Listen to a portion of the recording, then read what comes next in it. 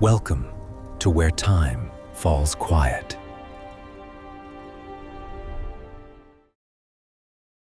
Antarctica's forbidden zones. What's hidden under the ice? Take a moment to subscribe, so this place of calm is always here for you. What if everything we've been taught about the world's most famous lost civilization is wrong? Not slightly wrong, not interpretively wrong, fundamentally, geographically, catastrophically wrong.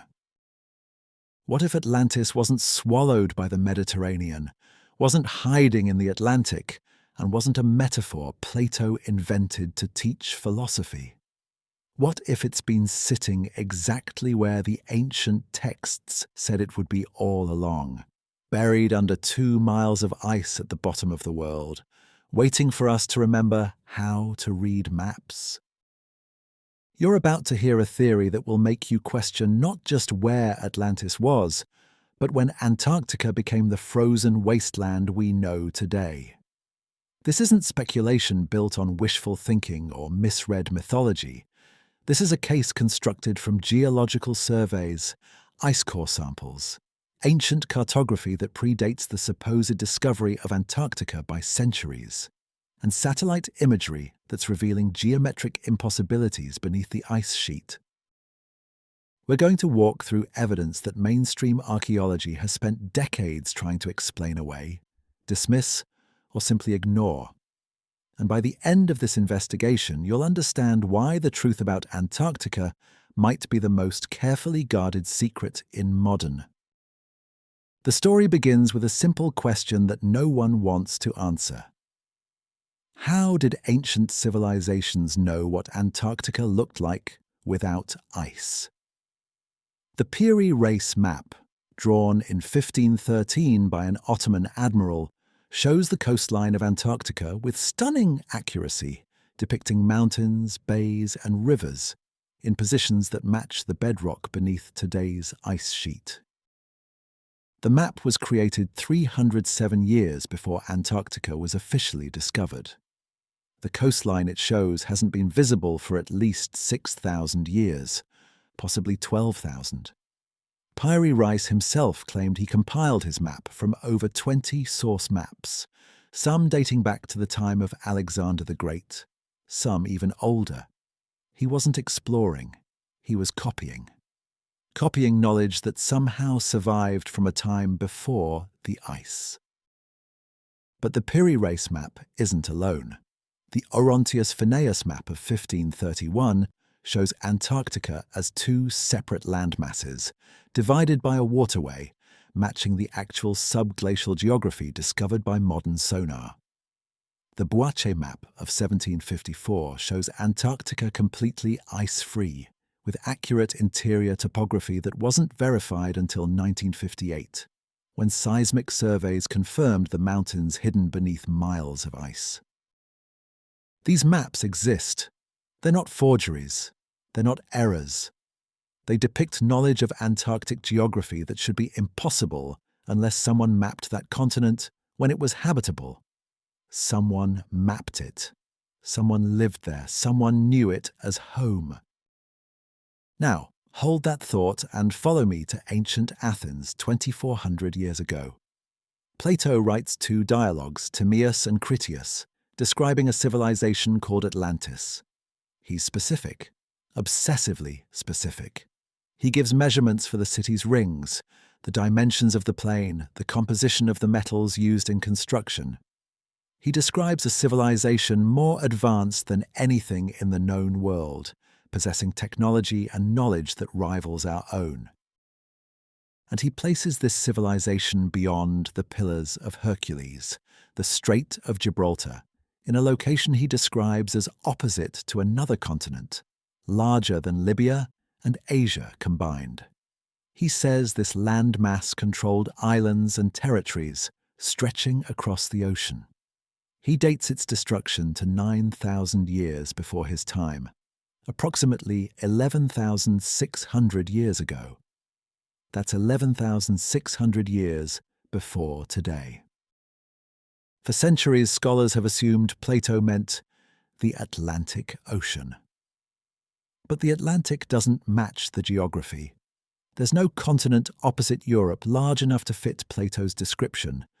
There's no landmass that controlled a chain of territories across an ocean.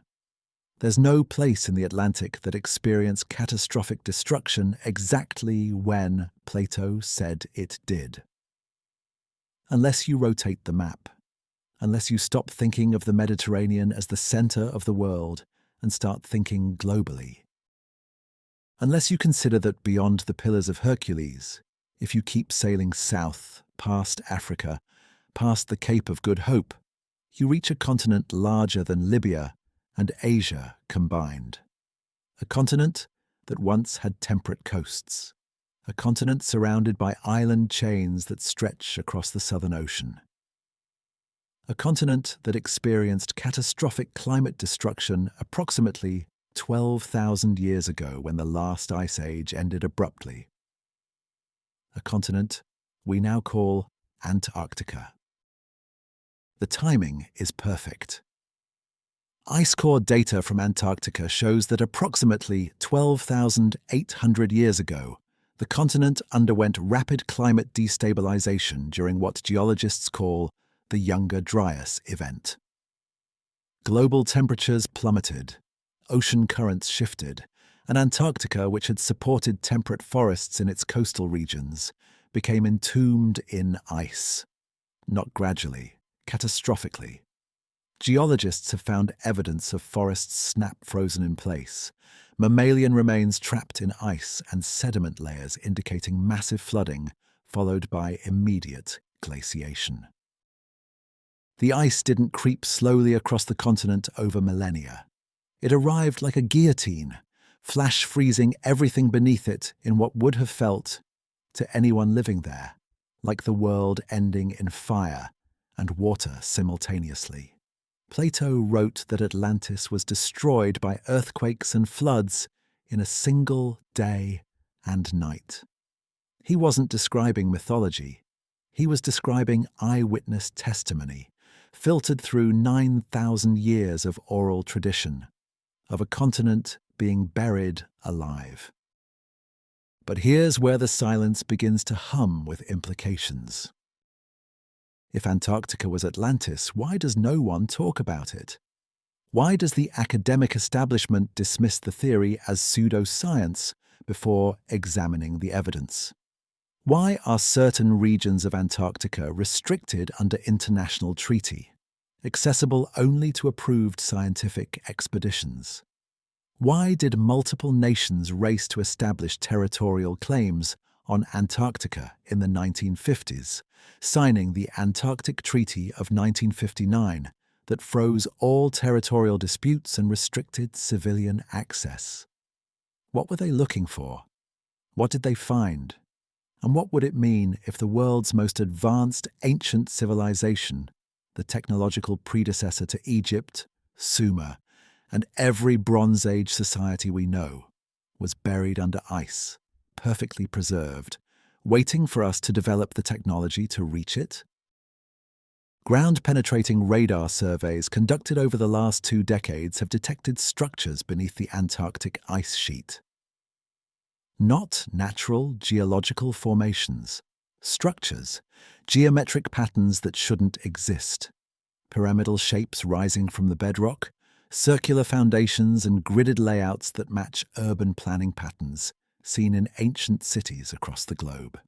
In 2013, satellite imagery revealed what appears to be a massive pyramid near the Ellsworth Mountains, its sides eroded but its shape unmistakable. Official explanations claim it's a nunatak, a mountain peak protruding through ice. But the symmetry is too perfect, the angles too precise, and it's not alone. There are at least 3 similar formations in the same region, each exhibiting geometric properties inconsistent with natural erosion patterns. The ice is 2 miles thick in that area. Whatever is beneath it has been there since before the ice arrived, since before civilization, as we understand it, began. Imagine standing at the edge of the ice shelf, looking south toward the plateau, knowing that beneath your feet lies the answer to humanity's greatest mystery. Imagine knowing that the evidence is there, frozen, waiting, catalogued by a handful of researchers who aren't allowed to publish what they've found without clearance from committees that answer to governments.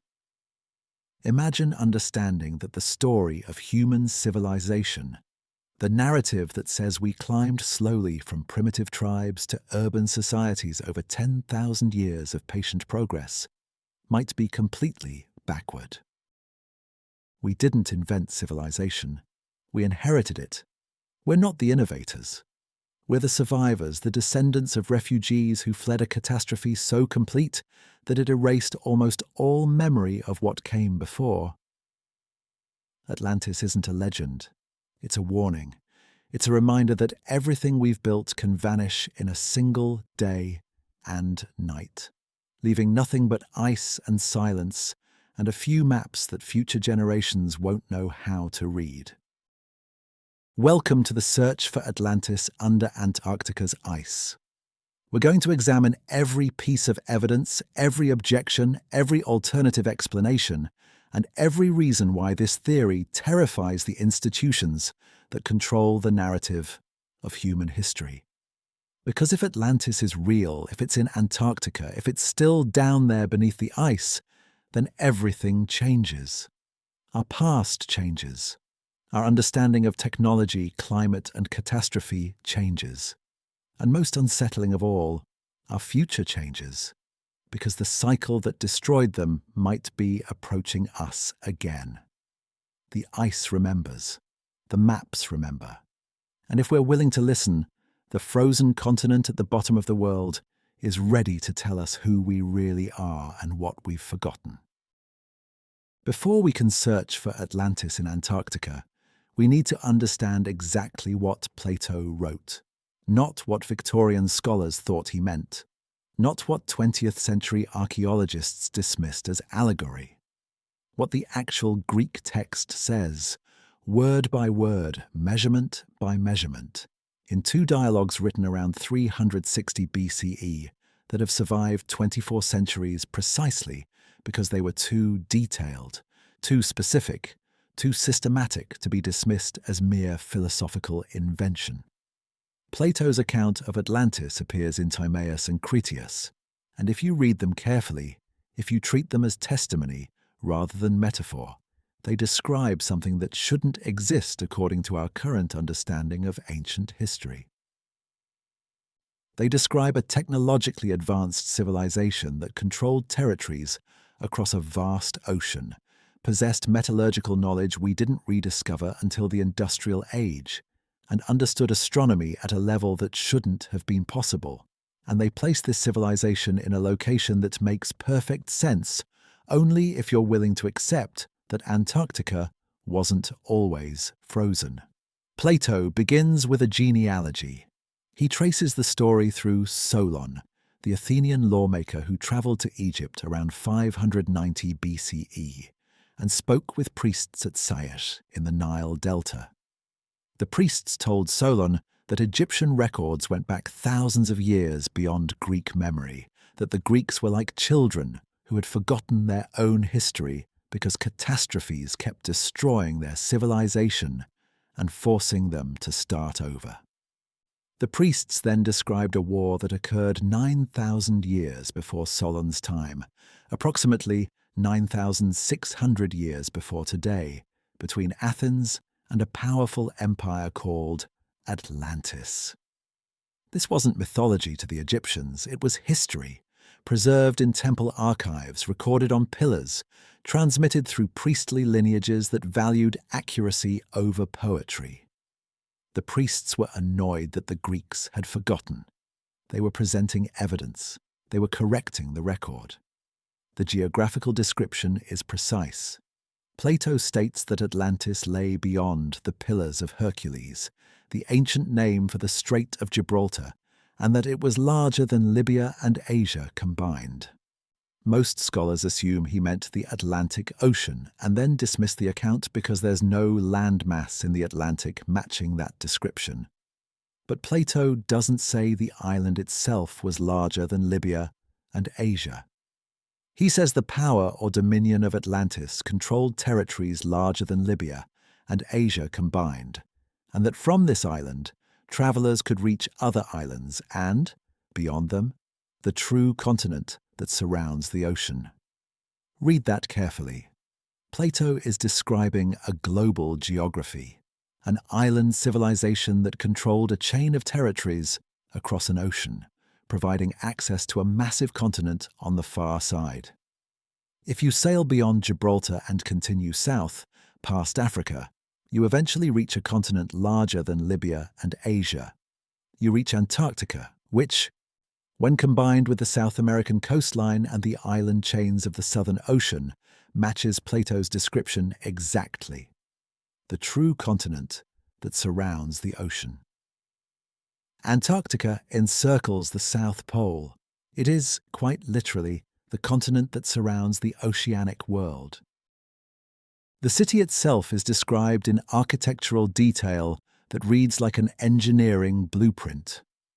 The capital of Atlantis was built in concentric rings, alternating bands of land and water, 3 rings of water and 2 rings of land, with the royal palace at the center on a hill. The outer ring of water was 3 stadia wide, approximately 550 meters. The next ring of land was the same width. The inner ring of water was 2 stadia wide. The dimensions are consistent. The design is practical. This isn't poetic imagery. This is urban planning, describing a city designed for maritime trade, defense, and climate control. The rings of water would regulate temperature, provide transportation networks, and serve as moats protecting the inner city from invasion. The design is sophisticated. It's the kind of city you'd build if you understood hydraulic engineering, if you had the metallurgical tools to excavate canals on that scale, and if you lived in a place where controlling water flow was essential to survival. A place like coastal Antarctica, where meltwater from glaciers would need to be channeled, where rising sea levels from seasonal thaw would require sophisticated drainage, where climate instability would demand adaptive infrastructure. Plato provides measurements for the island's plain. 2,000 stadia by 3,000 stadia, approximately 370 kilometers by 555 kilometers, surrounded by mountains that sheltered it from northern winds. The plain was irrigated by a massive canal system, with rectangular divisions for agriculture and a grid of smaller channels distributing water across the entire region. The level of organization implied here requires surveying technology, standardized measurements, and centralized planning on a scale not seen again until the Roman Empire. And Plato emphasizes the mineral wealth. The island produced every metal, including one he calls orichalcum, a copper alloy that gleamed like fire and was second in value only to gold. Orichalcum has puzzled scholars for centuries because it doesn't match any known ancient alloy. But recent analysis of ingots recovered from Bronze Age shipwrecks has identified a copper-zinc-iron alloy with gold-like luster, produced through advanced smelting techniques that required furnaces capable of reaching temperatures above 1,000 degrees Celsius. The Atlanteans weren't primitive. They were metallurgists, they were engineers. They understood material. The military description is equally specific. Atlantis maintained a standing army of 10,000 chariots, 1,200 warships, and 60,000 officers commanding infantry divided into units of 10. The navy was housed in docks carved into the rings of water surrounding the city, with covered shipyards protecting vessels from weather.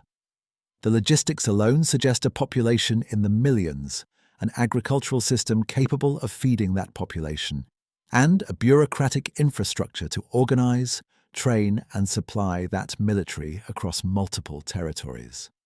Plato describes a confederation of 10 kings, each ruling a portion of the empire, meeting regularly at the central temple to make decisions and settle disputes. This is constitutional governance.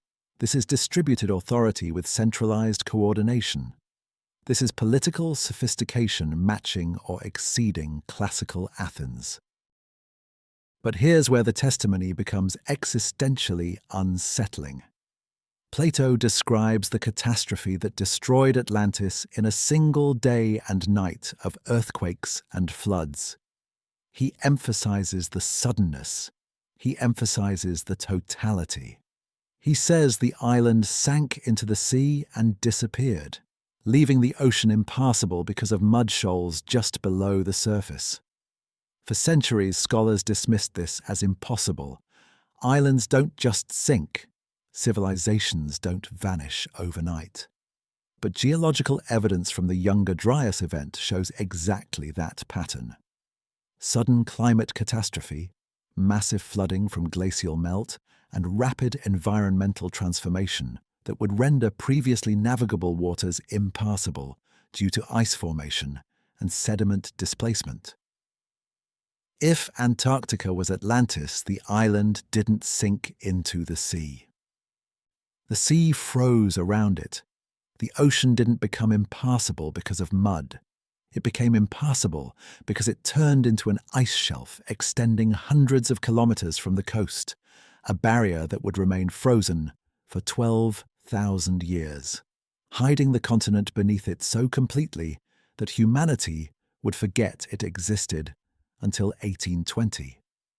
Plato's chronology has been dismissed as exaggeration because 9,000 years before Solon places Atlantis's destruction at approximately 11,600 years ago, a time when mainstream archaeology insists humans were still hunter-gatherers living in caves, incapable of urban planning, metallurgy, or maritime exploration.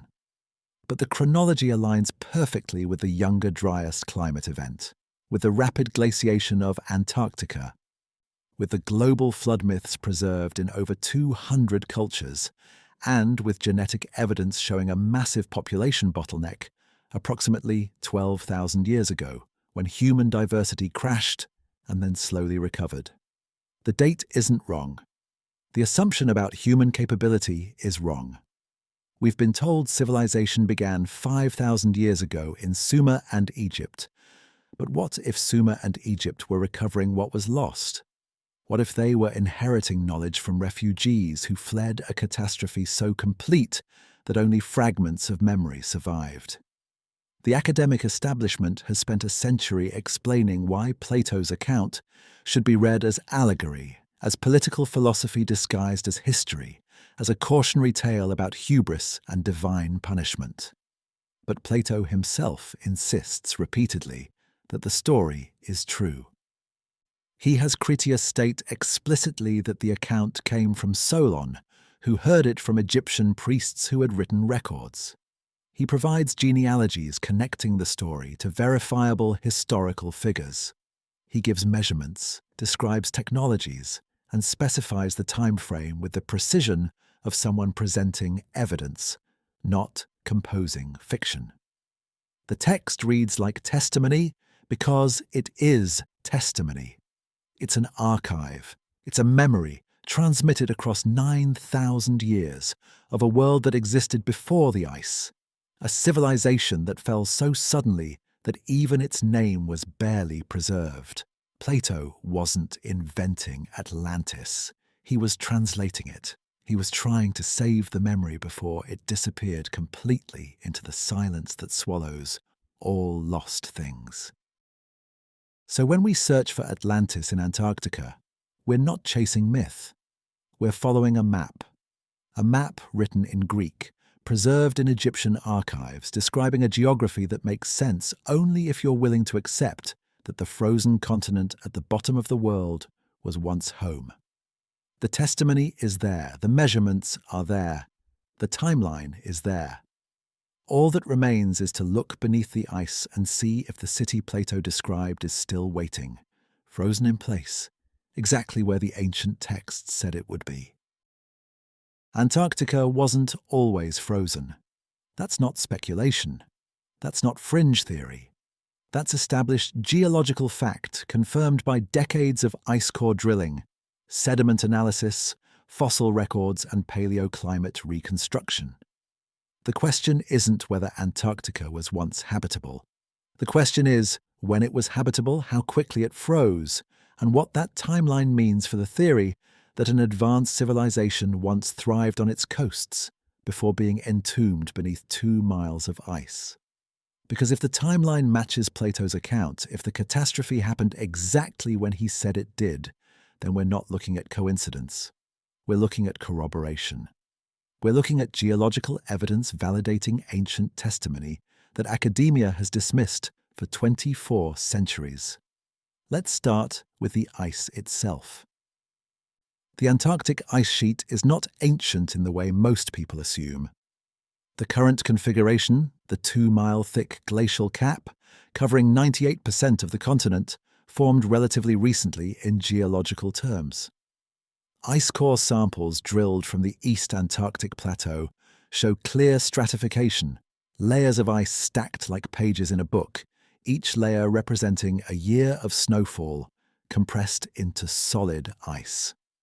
By counting these layers and analyzing the isotopic composition of the water molecules, scientists can reconstruct the climate history of Antarctica going back hundreds of thousands of years. And what those cores reveal is unsettling. Antarctica has experienced multiple periods of warming and cooling, advancing and retreating ice, and most significantly, a catastrophic transition from temperate coastal regions to complete glaciation approximately 12,800 years ago. That date should sound familiar. It's within a few centuries of Plato's timeline for the destruction of Atlantis. The Younger Dryas event, named after a cold-adapted flower that suddenly reappeared in European pollen records, marks one of the most abrupt climate transitions in Earth's recent history. Around 12,800 years ago, global temperatures plummeted by an average of 5 to 10 degrees Celsius within a single decade. Not gradually, not over centuries. Within 10 years, the planet shifted from the warming trend that was ending the last ice age into a 1,000-year period of renewed glaciation. The cause remains debated, but the effects are undeniable. Glaciers advanced across North America and Europe. Sea levels rose and fell erratically as ice sheets melted and reformed, and ecosystems collapsed worldwide. And Antarctica, which had been warming along with the rest of the planet, suddenly experienced accelerated ice accumulation, particularly along its coastal regions where temperate forests had existed just decades earlier. The transition wasn't gradual environmental change. It was climatic execution. Fossil evidence confirms that Antarctica supported complex ecosystems far more recently than mainstream timelines acknowledge. Paleobotanical studies have identified fossilized remains of Nothofagus trees, southern beach species that require temperate climates with seasonal rainfall, preserved in sediment layers along the Antarctic Peninsula and in the Transantarctic Mountains. These forests didn't exist millions of years ago. They existed within the last 15,000 years, thriving in coastal regions where average temperatures remained above freezing for most of the year. Pollen samples extracted from lake sediments show diverse plant communities, including ferns, grasses, and flowering plants adapted to cool but habitable conditions.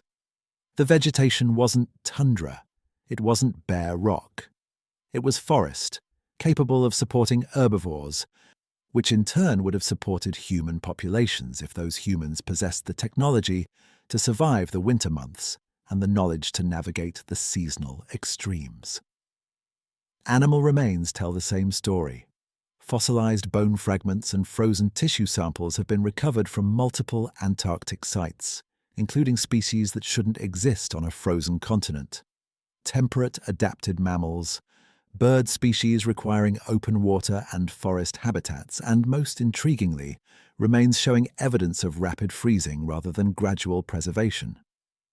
Flash-frozen specimens retain cellular structure indicating that the animals died suddenly, their bodies preserved by immediate temperature drop rather than slow burial. This is the signature of catastrophic climate shift, not gradual environmental change. Something happened to Antarctica that killed everything on its surface faster than organisms could adapt or migrate. The forests didn't slowly die. They were snap-frozen, locked in ice while still standing like a photograph, capturing the moment of destruction. Sediment cores from the ocean floor surrounding Antarctica provide additional confirmation. Marine geologists drilling into the seafloor have recovered layers of terrigenous sediment, land-derived material including clay, silt, and organic matter that could only have been transported from Antarctica's interior by rivers flowing across ice-free terrain. These sediment deposits are stratified, showing clear periods of high river discharge alternating with periods of glacial advance. The most recent period of high terrestrial runoff, indicating extensive ice-free land with active river systems, terminated abruptly approximately 12,000 years ago.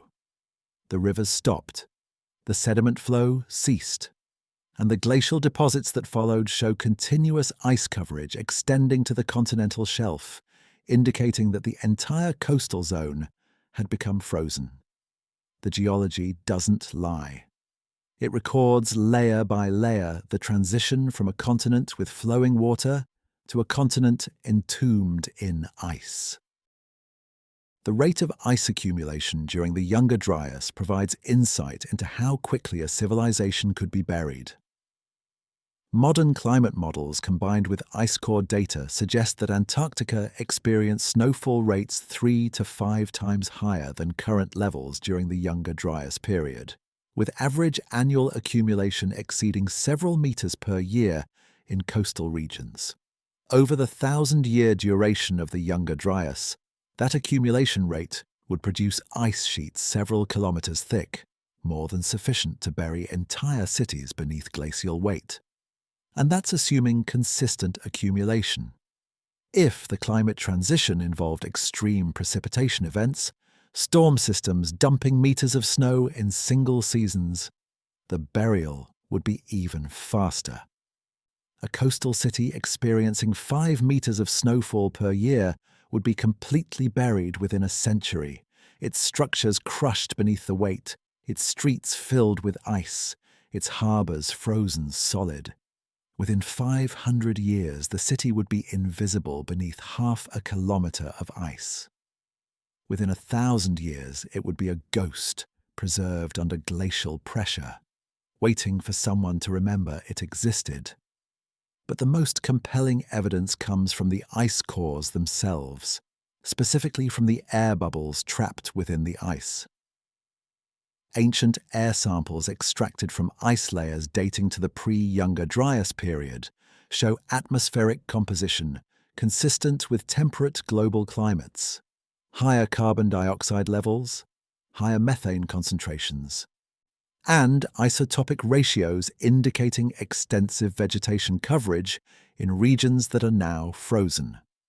The air from 12,500 years ago smells, chemically speaking, like a world in ecological balance, a planet with thriving forests, active carbon cycles, and stable ocean temperatures.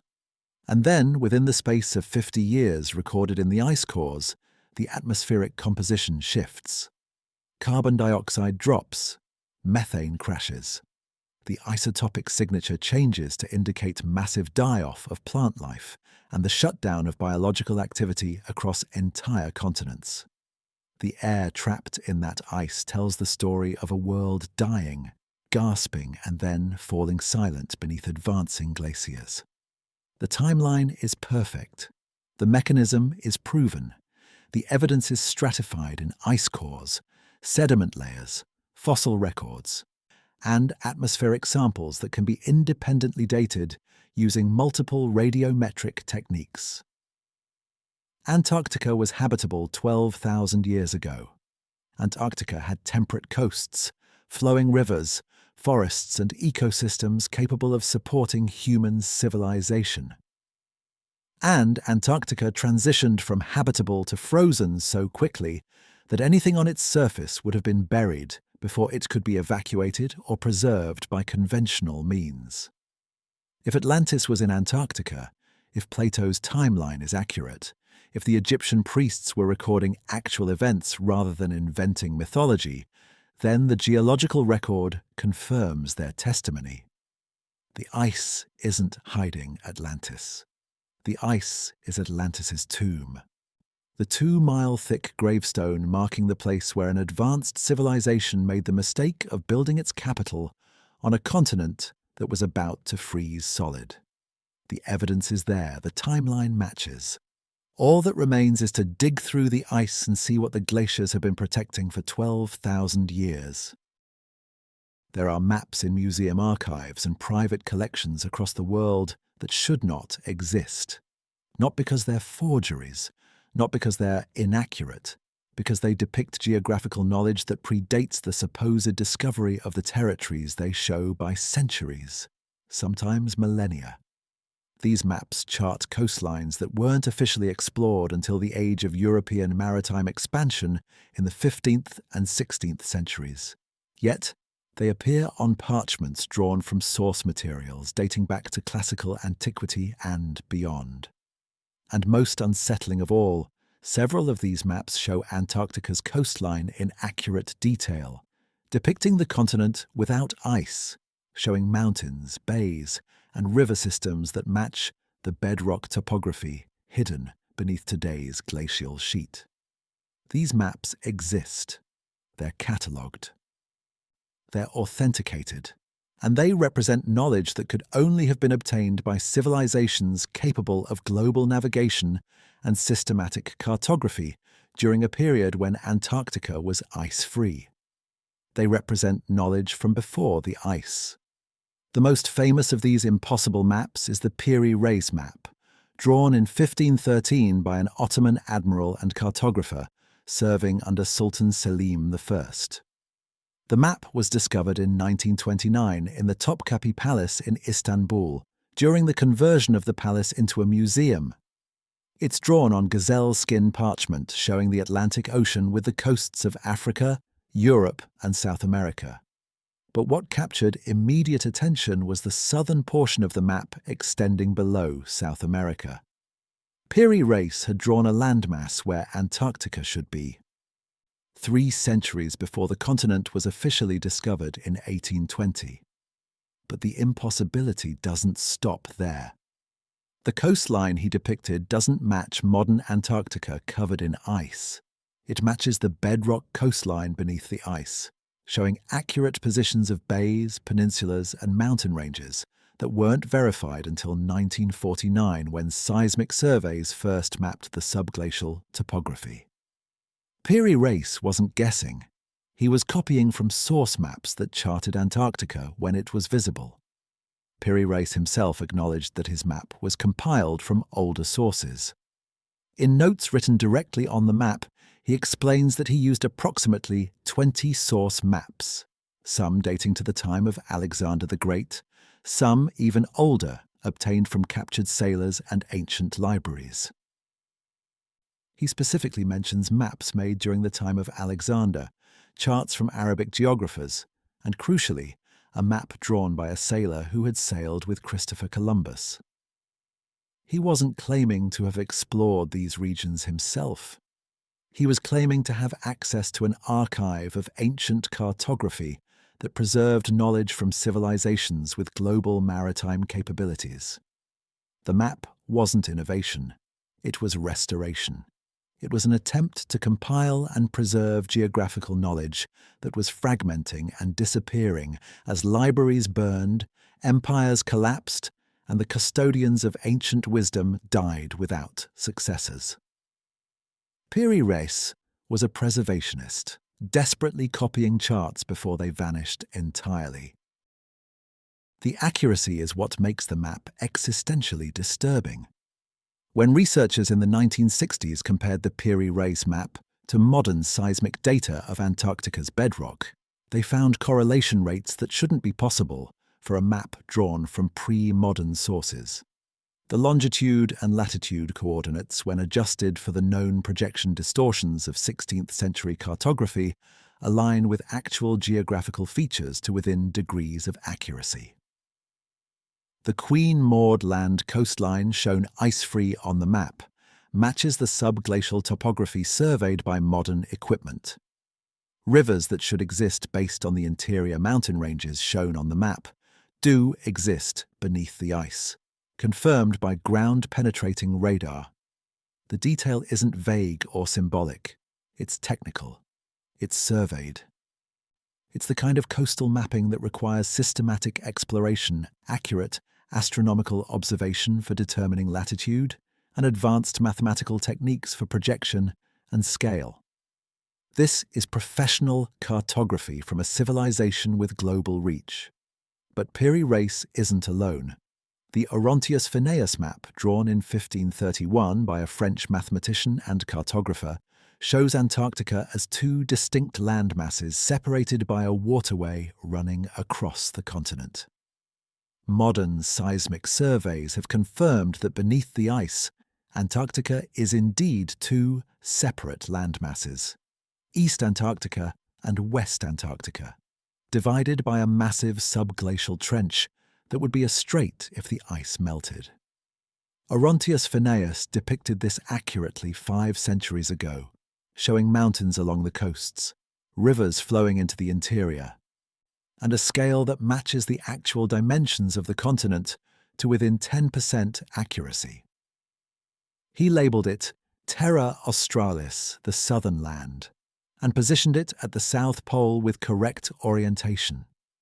The map exists in the Library of Congress. It's not disputed. It's not considered a hoax. It's simply ignored because acknowledging its accuracy would require accepting that someone mapped Antarctica before the ice, and that timeline destroys the accepted narrative of human technological development. The Boache map, drawn in 1754 by French geographer Philippe Boache, presents an even more impossible problem. Boache's map shows Antarctica completely ice-free, with accurate interior topography including mountain ranges, highlands and lowland plains, positioned exactly where modern surveys have found them, beneath the ice. Boache claimed his map was based on ancient charts that had been preserved in French archives, though he provided no detailed provenance. What makes his map particularly unsettling is the inclusion of interior features that weren't verified until the 1950s, when the first comprehensive seismic surveys of the Antarctic interior were conducted using equipment that could penetrate miles of ice. Boache's map shows the Gamburtsev mountain range in the interior of East Antarctica, a massive subglacial range comparable to the Alps, located beneath more than 2 miles of ice and completely invisible from the surface. The mountains exist, the map is accurate, and there's no explanation for how Boache could have known about interior mountain ranges unless his source maps predated the ice sheet. The Mercator map of 1569, created by the famous Flemish cartographer Gerardus Mercator, shows Antarctica divided into 4 distinct regions, separated by channels of water flowing towards the interior, creating a cross pattern converging on the South Pole. For centuries, scholars assumed this was artistic invention, decorative symmetry with no basis in reality. But satellite imaging and ice-penetrating radar surveys conducted in the 1990s revealed massive subglacial channels beneath Antarctica's ice sheet, ancient river systems that once carried meltwater from the interior to the coast, creating natural divisions in the continent's geography. The channels exist. They form patterns similar to what Mercator depicted, and they could only have been observed and mapped from the surface when they were active river systems, before the ice covered them. Mercator's source maps remembered a time when water, not ice, defined Antarctica's geography. The cartographic evidence creates an impossible problem for conventional history. These maps exist in authenticated collections drawn by respected cartographers who explicitly stated they were copying from older sources. The geographical features they depict have been verified by modern technology as accurate representations of Antarctica's ice-free topography. And the timeline implied by their accuracy places systematic mapping of Antarctica before 12,000 years ago, before the Younger Dryas event, before the glaciation that buried the continent. Someone mapped Antarctica when it was habitable. Someone possessed global navigation capabilities, astronomical instruments for determining coordinates, mathematical knowledge for projection and scale, and institutional systems for preserving and transmitting cartographic information across millennia. Someone had all of that, and then they disappeared so completely that we forgot they existed until museum archivists started finding their maps hidden in palace libraries and forgotten collections. The maps don't just suggest Atlantis existed, they suggest Atlantis was part of a global civilization with maritime networks spanning the planet, connecting Antarctica to Africa, Europe, and the Americas through regular navigation routes that were systematically charted and updated. The maps suggest that what we call civilization, the sudden appearance of writing, mathematics, astronomy, and urban planning in Sumer and Egypt around 5,000 years ago, wasn't the beginning. It was the recovery. It was refugees from the frozen south carrying fragments of knowledge to new continents, trying to rebuild what was lost, using maps as memory because the actual cities were buried beneath ice. The maps are artifacts. They're testimony. They're proof that someone was there before us, someone who knew the world better than we do, someone who tried to preserve their knowledge in the only format that could survive catastrophe. Drawn on skin, copied across centuries, hidden in archives, waiting for us to develop the technology to verify what they were showing us all along. Antarctica wasn't discovered in 1820. It was rediscovered, and the maps remember when it was home. How does a temperate continent become entombed in ice within a human lifetime? How does a civilization thriving on productive agricultural plains suddenly find itself facing glaciation so rapid that evacuation becomes impossible and survival becomes unthinkable? The question isn't whether Antarctica froze. We know it froze. The ice cores prove it. The sediment layers confirm it. The question is the mechanism. What physical process could move an entire continent from a habitable latitude to the South Pole quickly enough to trap everything on its surface beneath advancing glaciers? Because if we can't explain the mechanism, the theory collapses into speculation. But if we can explain it, if geological evidence supports a process capable of catastrophic polar displacement, then we're not theorizing anymore. We're reconstructing. We're describing what happened to Atlantis. The theory is called crustal displacement, sometimes referred to as Earth crust displacement or lithospheric displacement, and it proposes that the Earth's outer shell, the lithosphere, can shift over the more fluid layers beneath it, moving entire continents to new latitudes within geologically brief timeframes. The concept was first seriously proposed by geologist Charles Hapgood in 1958, though variations of the idea had been discussed in academic circles since the 19th century. Hapgood argued that the lithosphere isn't rigidly fixed to the Earth's interior, but instead floats on the semi-molten asthenosphere, capable of slipping like the skin of an orange rotating around the fruit beneath. He suggested that uneven distribution of ice mass at the poles, particularly during periods of rapid glacial buildup, could create sufficient torque to trigger displacement events, shifting the crust and relocating continents to new polar positions. The theory was controversial. It remains controversial.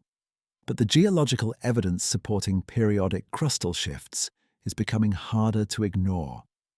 The mechanism requires understanding the Earth's internal structure.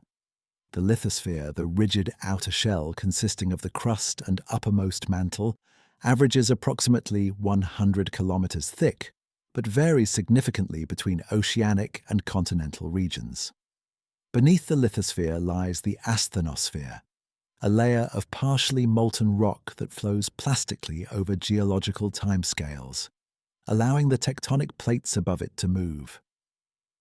Standard plate tectonic theory describes slow continental drift, plates moving centimeters per year driven by convection currents in the mantle. But crustal displacement proposes a different mechanism, not gradual drift, but catastrophic slip, triggered when specific conditions create sufficient force to overcome the friction holding the lithosphere in place. Those conditions include rapid ice accumulation at polar regions, changes in the Earth's rotational dynamics, or external forces such as gravitational interactions with massive celestial bodies passing through the inner solar system. Any of these triggers could initiate displacement. The evidence for past crustal shifts appears in paleomagnetic data. When volcanic rocks solidify, iron-rich minerals align with the Earth's magnetic field, creating a permanent record of the field's orientation at the time of formation. By analyzing the magnetic signatures in rock formations of known age, geologists can reconstruct the historical positions of continents relative to the magnetic poles. The data shows anomalies, periods when continents appear to have shifted rapidly relative to the poles, changing latitude by 10 to 30 degrees, within timeframes measured in centuries rather than millions of years. The magnetic signatures don't show gradual drift. They show displacement.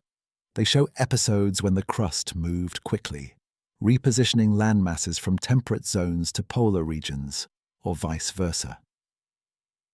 The most recent significant anomaly in the paleomagnetic record occurs approximately 12,000 years ago, coinciding precisely with the Younger Dryas event and the rapid glaciation of Antarctica. Geological evidence from Antarctica itself supports rapid climate transition consistent with displacement theory. Sediment cores from the Ross ice shelf show laminated deposits indicating seasonal variations in temperature and precipitation, evidence of temperate climate with distinct summers and winters, terminating abruptly in a layer of glacial till that marks the beginning of continuous ice coverage. The transition isn't gradual. There's no intermediate zone showing slow cooling over millennia. The sediment shifts directly from temperate deposits to glacial deposits within a layer representing fewer than 50 years of accumulation.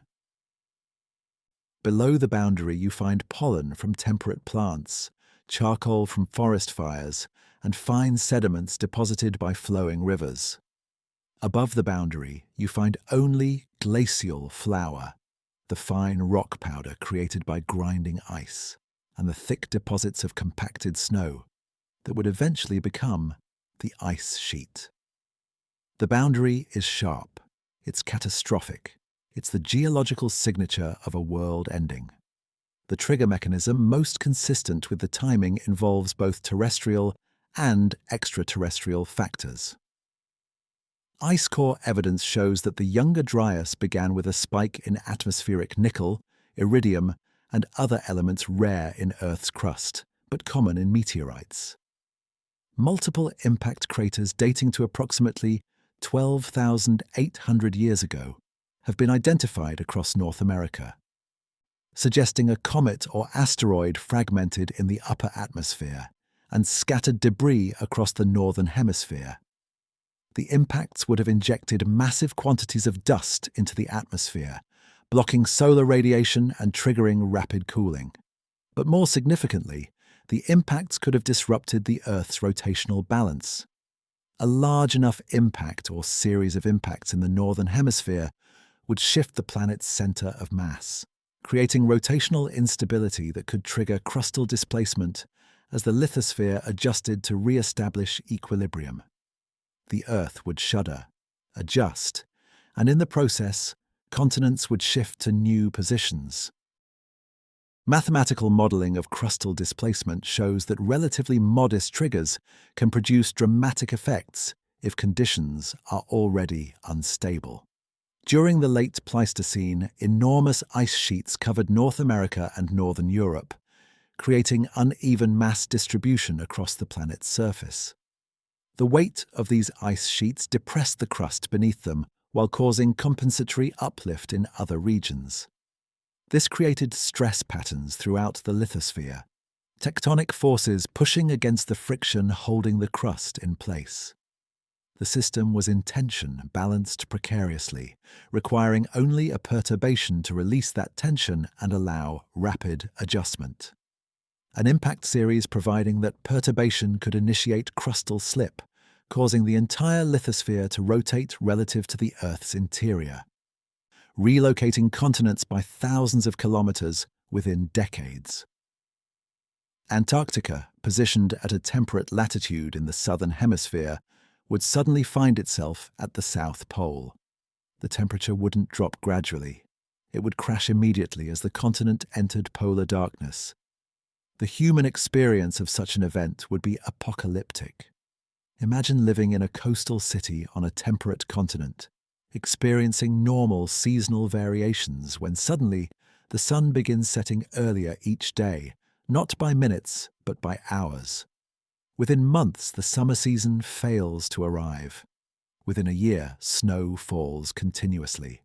Within 5 years, the glaciers visible on distant mountains begin advancing towards the coast, grinding across the plain, destroying everything in their path. The ocean freezes. The harbors become impassable. The agricultural system collapses as crops fail in perpetual winter.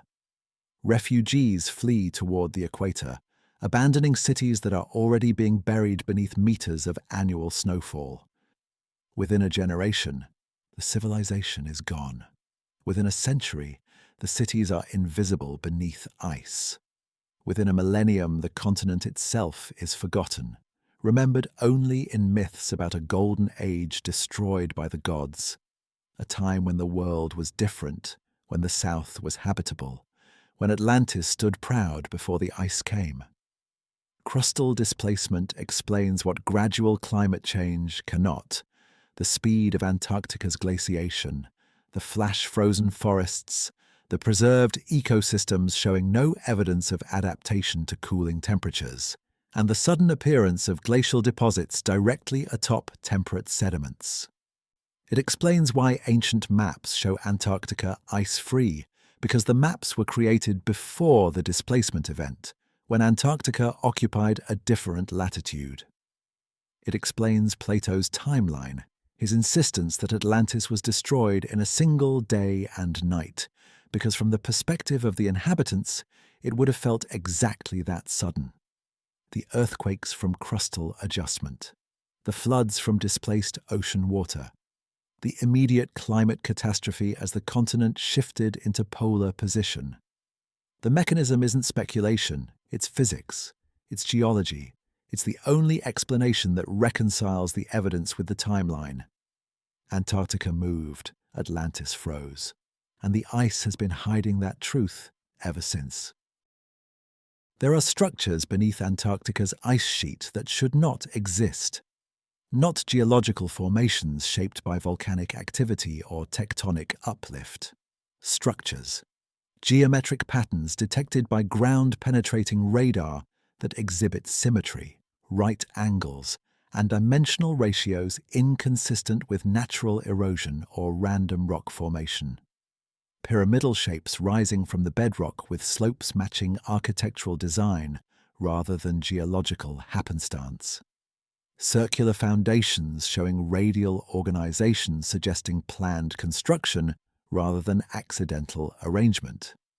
And most unsettling, these anomalies appear in multiple locations across the continent, separated by thousands of kilometers, yet sharing architectural characteristics that imply common design principles, shared knowledge, or coordinated construction by a civilization capable of continental-scale engineering. The ice has been hiding them for 12,000 years. Modern technology is finally revealing what was buried. The first widely publicized anomaly was discovered in 2013 using satellite imagery from the Google Earth database. The formation appears in the Ellsworth Mountains region of West Antarctica, approximately 100 kilometers from the Vinson Massif, Antarctica's highest peak.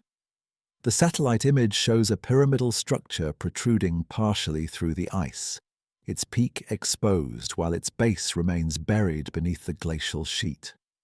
The structure exhibits 4 distinct faces converging at an apex, each face showing consistent slope angles, measuring approximately 75 degrees from horizontal. The symmetry is striking. The erosion patterns, while significant, preserve the underlying geometry. Natural mountains shaped by wind, water, and ice typically exhibit irregular profiles with asymmetric faces determined by the direction of erosive forces.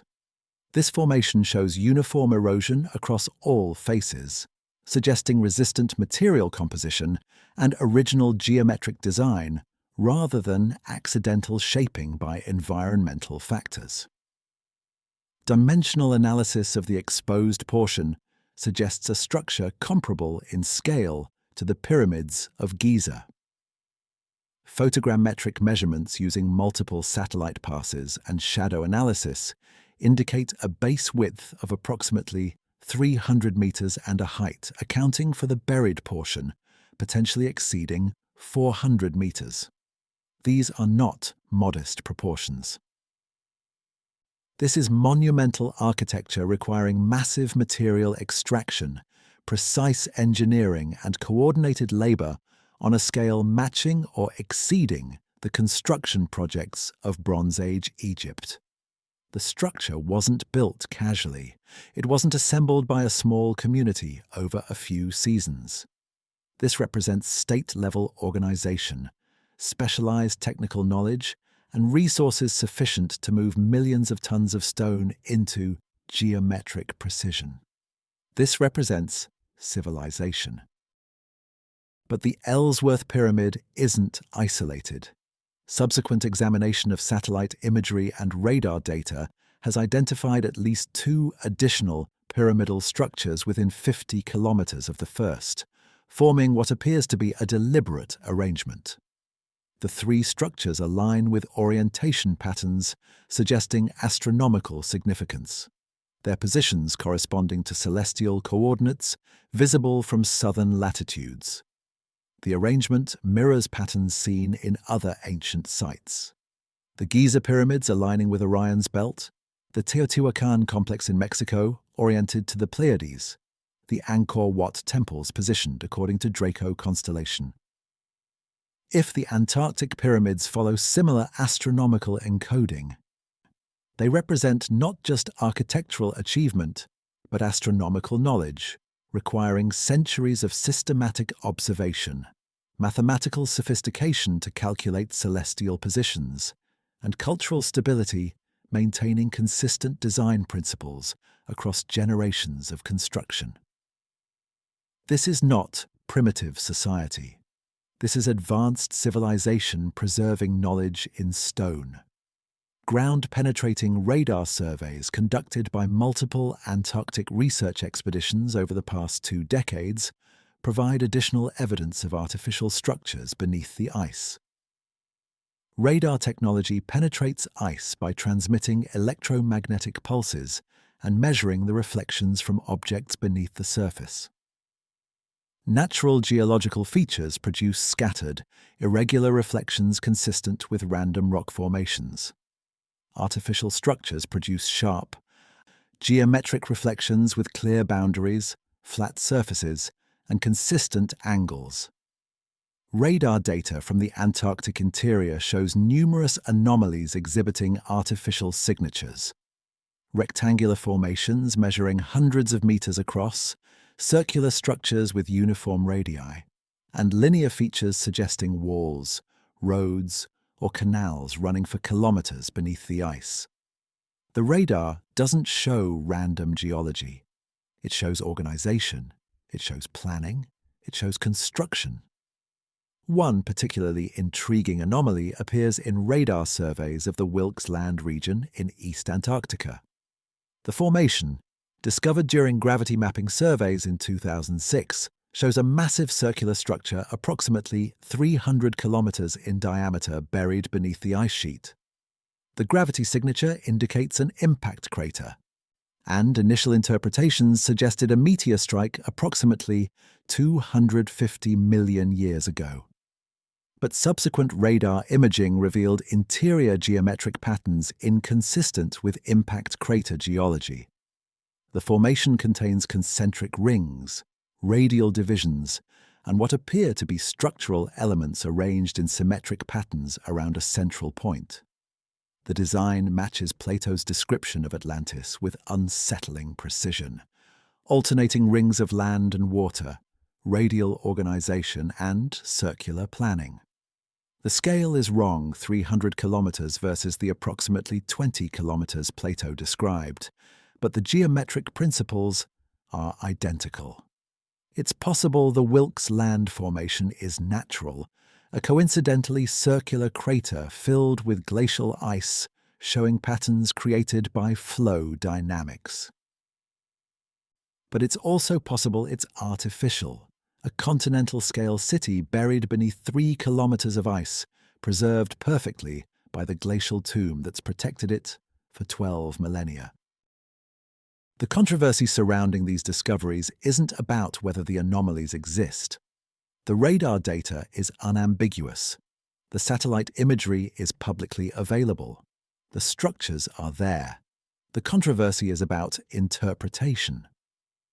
Mainstream geology insists these formations are natural, nunataks, and geological features that coincidentally appear geometric when viewed from certain angles or at specific resolutions. But that explanation requires accepting an improbable number of coincidences. Multiple pyramidal formations exhibiting architectural precision appearing in close proximity. Circular structures with radial organization positioned throughout the continent, and geometric patterns appearing consistently in radar data from regions separated by thousands of kilometers. At what point does coincidence become statistically impossible? At what point does the evidence demand reinterpretation? The institutional resistance to investigating these anomalies suggests more than academic conservatism. It suggests control. It suggests that certain discoveries in Antarctica are systematically suppressed, their implications too destabilizing to acknowledge publicly. Research expeditions to Antarctica require governmental approval, international coordination, and adherence to strict protocols governing what can be investigated and what findings can be published. The Antarctic Treaty, which we'll examine more closely in later chapters, restricts access to the continent and prohibits activities that could disrupt the pristine environment or compromise international cooperation. But those restrictions also create a framework where discoveries threatening the established historical narrative can be contained, classified, or explained away before reaching public awareness. The structures beneath the ice aren't just geological anomalies, they're political problems. Technology is advancing faster than institutional control can suppress. Commercial satellite imaging now provides resolution sufficient to detect surface features measuring less than 1 meter across. Ground-penetrating radar systems are becoming portable, affordable, and sophisticated enough to generate 3-dimensional maps of subglacial topography with unprecedented detail. Ice-penetrating sonar deployed from research vessels can image the seafloor beneath floating ice shelves, revealing features that were completely invisible just decades ago. And all of this technology is becoming accessible to independent researchers, civilian expeditions, and amateur investigators who don't answer to governmental review boards or academic committees. The secrets beneath Antarctica's ice are becoming harder to hide. The anomalies are being catalogued, the images are being analyzed, and the questions are becoming impossible to ignore. Imagine standing on the surface of Antarctica, knowing that beneath your feet, buried under 2 miles of ice, lies a city. Not a ruin, a preserved city, flash frozen at the moment of catastrophe, its buildings intact, its streets still navigable, its archives still readable if we could only reach them. Imagine knowing that every answer to every question about human origins, about lost civilizations, about the cycle of rise and fall that defines our species, is down there waiting, perfectly preserved in the frozen darkness. Imagine understanding that the only barrier between us and that knowledge is ice, and the institutions that insist the ice must never be disturbed. The anomalies beneath Antarctica aren't theoretical. They're real, they're mapped, they're waiting. And they're ready to rewrite everything we think we know about who built the first cities, when civilization truly began, and what was lost when Atlantis froze. Over 200 cultures across every inhabited continent preserve flood myths, not vague stories about local rivers overflowing. Detailed narratives describing world-ending catastrophes that destroyed advanced civilizations, killed most of humanity, and forced survivors to rebuild from scattered remnants. These myths share structural elements that shouldn't be possible if they evolved independently. The flood arrives suddenly, with minimal warning. It's preceded by signs in the heavens or disturbances in the natural order. It destroys a golden age of peace and prosperity, and the survivors who escape carry knowledge from the old world to establish new civilizations. The consistency is unsettling. The geographical distribution is global, and embedded within many of these narratives are specific references to a lost land in the south. A frozen realm where the gods once lived, a place that was home before the waters came. The myths aren't random folklore. They're archive. They're humanity's collective memory of Atlantis. The most famous flood narrative comes from the Mesopotamian tradition, preserved in multiple versions including the Epic of Gilgamesh and the earlier Sumerian account of Ziusudra. The Mesopotamian flood isn't a simple rainstorm. It's described as a deliberate destruction ordered by the gods to erase an existing civilization that had become too numerous, too knowledgeable, or too rebellious. Utnapishtim, the Mesopotamian Noah, is warned by the god Ea to build a massive vessel, seal it with bitumen, and load it with craftsmen, animals, and the seed of all living things. The flood lasts 6 days and 7 nights. When it recedes, Utnapishtim's vessel comes to rest on a mountain, and humanity begins again. But the narrative emphasizes what was lost. Cities sunk beneath the waves, libraries destroyed, knowledge erased, and an entire era of human achievement reduced to legend. The flood wasn't punishment. It was reset. It was the world being wiped clean so history could start over. The biblical account in Genesis echoes the Mesopotamian narrative with remarkable precision, suggesting both texts preserve the same historical event filtered through different cultural lenses. Noah is instructed to build an ark measuring 300 cubits by 50 cubits by 30 cubits, approximately 137 meters by 23 meters by 14 meters. Dimensions that naval architects have confirmed would produce a stable vessel capable of surviving catastrophic seas. The flood is described as resulting from both rainfall and the breaking up of the fountains of the Great Deep, suggesting tectonic activity releasing subterranean water reserves, in addition to atmospheric precipitation. This matches the geological signature of the Younger Dryas event. Simultaneous atmospheric disruption and massive oceanic displacement from crustal movement. The biblical narrative preserves technical details about the catastrophe that align with modern geological evidence. It's not mythology. It's eyewitness testimony recorded by survivors. But the most intriguing flood myths come from cultures with no historical contact with Mesopotamia or the biblical tradition, yet they describe identical catastrophes with uncanny similarity. The Hopi people of North America preserve accounts of 4 previous worlds, each destroyed by catastrophe, with the most recent destruction involving water and ice overwhelming the Third World, forcing survivors to flee to higher ground. The Hopi describe the previous world as technologically advanced, possessing flying machines and weapons of tremendous power, before being destroyed for moral corruption. The Maya Popol Vuh describes multiple creations and destructions, with one flood destroying a race of wooden people who lacked souls. The Aztec tradition preserves 5 suns or ages, with the 4th age ending in catastrophic flooding that killed almost everyone. These are independent traditions arising in cultures separated by thousands of kilometers and centuries of development. Yet they describe the same pattern: advanced civilization, moral decline, sudden catastrophe, and near-total destruction forcing humanity to start over. Polynesian mythology provides the most direct connection to Antarctica.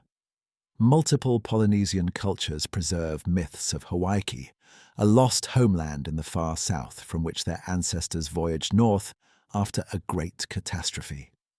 The myths describe Hawaii as a large island or continent with mountains, forests, and abundant resources, located in the direction of the setting sun and the southern stars.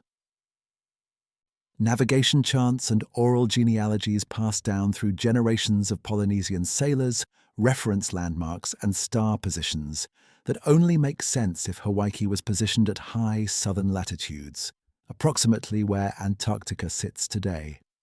The Maori of New Zealand, themselves descendants of Polynesian voyagers, call their lost homeland Hawaii Nui, the Great Hawaii, and describe it as being covered in ice after the gods became angry. The memory is specific.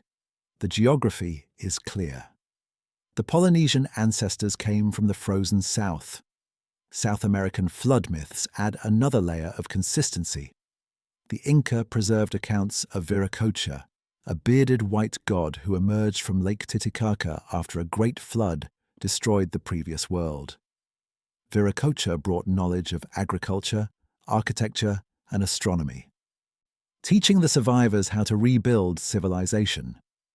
Earlier Andean cultures, including the Tiwanaku civilization at Lake Titicaca, built massive megalithic structures using construction techniques that mirror those found in ancient Egypt and Easter Island.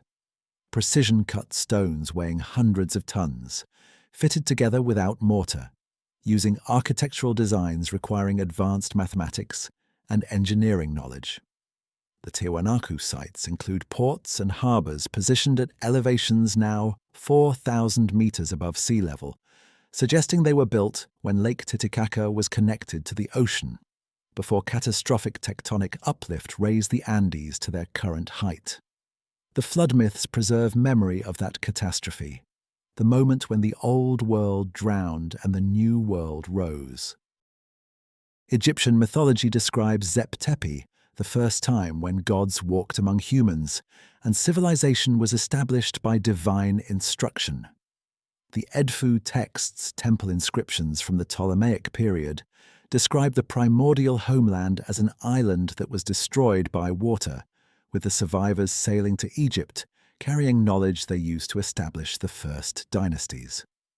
The texts call this lost island the homeland of the primeval ones, describing it as located at the ends of the earth where the sun sets, a phrase that in Egyptian cosmology refers to the far south.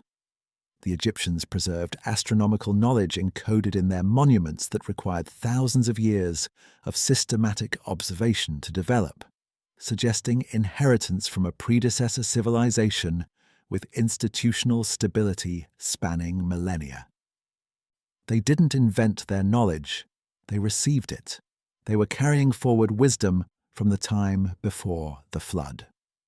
The Greek tradition, beyond Plato's explicit account of Atlantis, preserves multiple flood myths, including the story of Deucalion, the Greek Noah who survives a Zeus-sent deluge that destroys the Bronze Age civilization.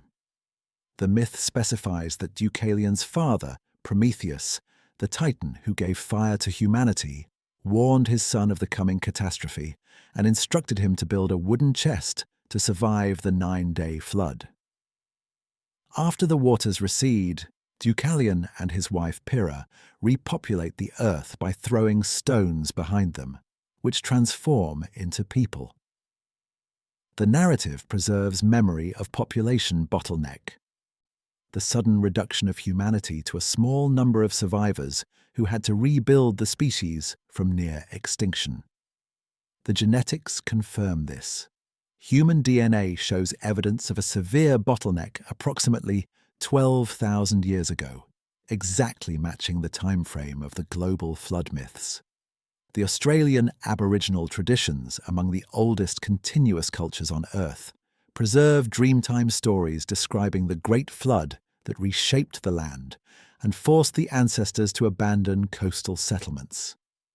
The Aboriginal accounts specify that the flood came from the south, accompanied by cold winds and darkness, destroying the old world and creating the new landscape. Archaeological evidence confirms that rising sea levels approximately 12,000 years ago submerged vast areas of Australia's continental shelf, forcing Aboriginal populations to retreat inland and adapt to dramatically altered coastlines. The oral traditions preserve that memory across 500 generations, maintaining accuracy that rivals written records. 200 cultures, 6 continents, spanning 10,000 years of recorded human history. All telling the same story. There was a world before this one, more advanced than we remember, destroyed by water and ice in a single catastrophic event that nearly erased humanity. The consistency isn't coincidence. The geographical spread isn't parallel evolution of similar myths. This is global memory. This is inherited trauma encoded in narrative and transmitted through generations, because the survivors understood that forgetting would mean repeating. And woven through all these myths, if you read carefully, if you map the geographical references and astronomical markers, is a consistent pointer south, to the frozen land, to the continent beneath the ice, to the place the myths call home before the gods became angry and the world ended. The myths remember Atlantis. They've been trying to tell us where to look for 12,000 years. If Atlantis existed in Antarctica, if it thrived as an advanced civilization before the ice came, then its technology would need to rival our own.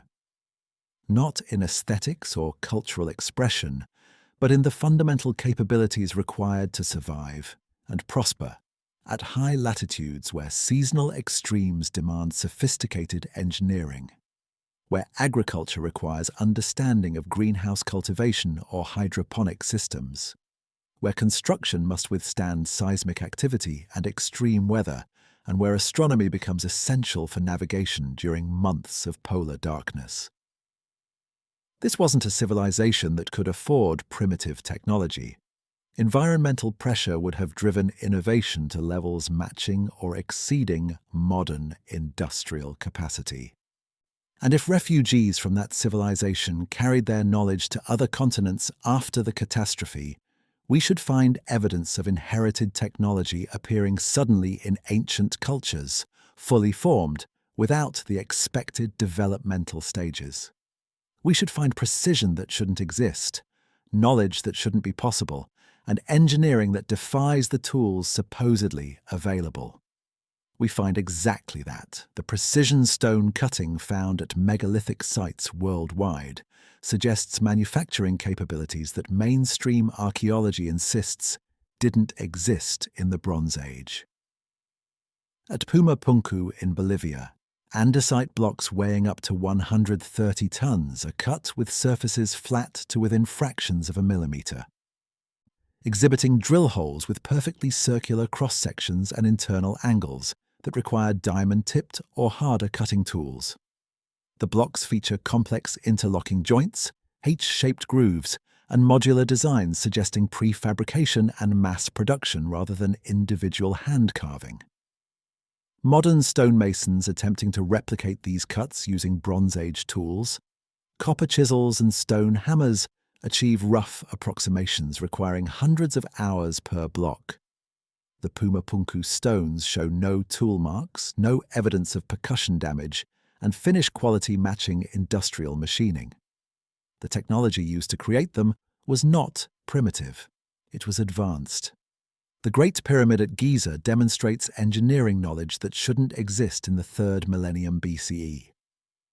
The structure contains approximately 2,300,000 limestone blocks, each weighing between 2 and 70 tons, positioned with gaps averaging less than half a millimeter.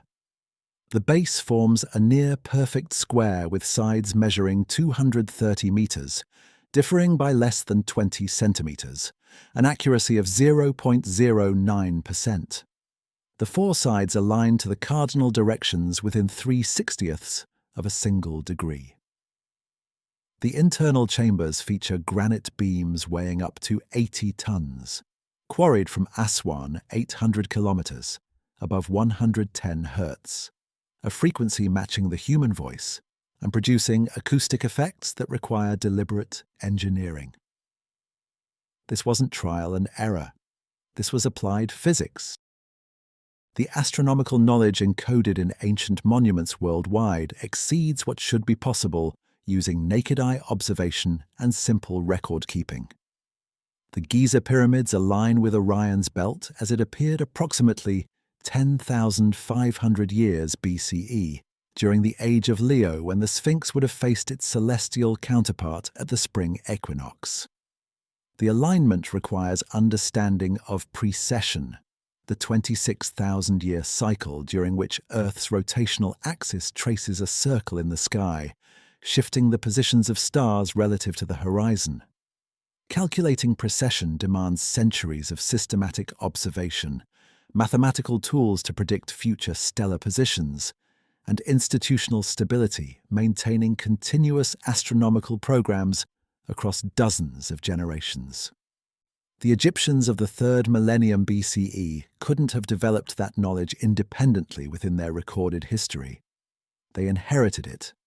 They were encoding information preserved from an earlier era when astronomical observation was already ancient tradition. Metallurgical evidence suggests sophisticated chemical knowledge appearing without developmental precursors. The Iron Pillar of Delhi, erected approximately 1,600 years ago, consists of 98% wrought iron that has resisted corrosion for 15 centuries, despite exposure to monsoon rains. Modern analysis reveals the pillar's surface forms a protective oxide layer containing compounds of iron, oxygen, and hydrogen in ratios that require specific smelting temperatures and cooling rates. Producing wrought iron of that purity demands furnaces maintaining consistent temperatures above 1,500 degrees Celsius, bellows systems providing controlled oxygen flow, and chemical knowledge to remove slag and impurities during the forging process. The technology wasn't primitive, it was sophisticated, and it appeared fully formed in the archaeological record without the expected evolutionary development, from crude smelting to refined metallurgy. The Antikythera mechanism, recovered from a shipwreck dating to approximately 100 BCE, represents computational technology that shouldn't reappear until medieval Europe. The device consists of at least 30 bronze gears with triangular teeth, arranged in complex gear trains that calculated astronomical positions, including the sun, moon, and planets, predicted eclipses, and tracked the 4-year cycle of the Olympic Games. X-ray analysis reveals differential gearing, epicyclic gear systems, and pin and slot mechanisms that require understanding of mechanical advantage, gear ratios, and the mathematics of planetary motion. The sophistication matches 18th century clockwork. But this device was built over 2,000 years ago, representing knowledge that either developed far earlier than historically recorded or was inherited from a predecessor civilization with centuries of mechanical engineering experience. The mechanism wasn't unique innovation. It was late survival of an older tradition. Hydraulic engineering found at ancient sites demonstrates understanding of fluid dynamics that predates the formal development of that scientific discipline by millennia. The Nabatean water management system at Petra, Jordan, active from approximately 300 BCE to 100 CE, includes dams, cisterns, and ceramic pipeline networks that maintain consistent water pressure across elevation changes using principles of hydraulic equilibrium. The system features settling tanks removing sediment, pressure regulators preventing pipe rupture, and distribution networks serving a population of 20,000 people in a desert environment, receiving less than 15 centimeters of annual rainfall. The engineering requires understanding of pressure gradients, flow rates, filtration, and materials to produce ceramic pipes with standardized dimensions and waterproof seals. This knowledge appeared without recorded development, suggesting inheritance from cultures with established hydraulic traditions extending back centuries or millennia before the Nabatean period. Electrical technology may have existed in forms we don't recognize because we assume ancient cultures lacked knowledge of electrochemistry. The Baghdad battery, a ceramic jar containing a copper cylinder, and iron rod found in Mesopotamian archaeological contexts dating to approximately 200 BCE, produces approximately 1.5 volts when filled with acidic liquid. Whether this device was actually used to generate electricity remains debated, but experimental replicas demonstrate it functions as a galvanic cell, producing current sufficient for electroplating or electrotherapy. If ancient metallurgists understood electroplating, they could have used similar devices to deposit thin layers of gold or silver onto base metals, explaining artifacts showing gilding without evidence of leaf application or mercury amalgam techniques. The knowledge wouldn't require modern electrical theory. It would require empirical observation that certain metal combinations in acidic solutions produce measurable effects, knowledge that could accumulate through generations of experimental metallurgy.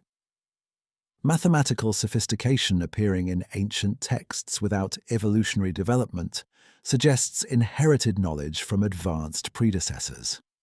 Babylonian cuneiform tablets from approximately 1800 BCE contain trigonometric tables, calculated values for square roots accurate to multiple decimal places, and solutions to quadratic equations using methods rediscovered in medieval Europe.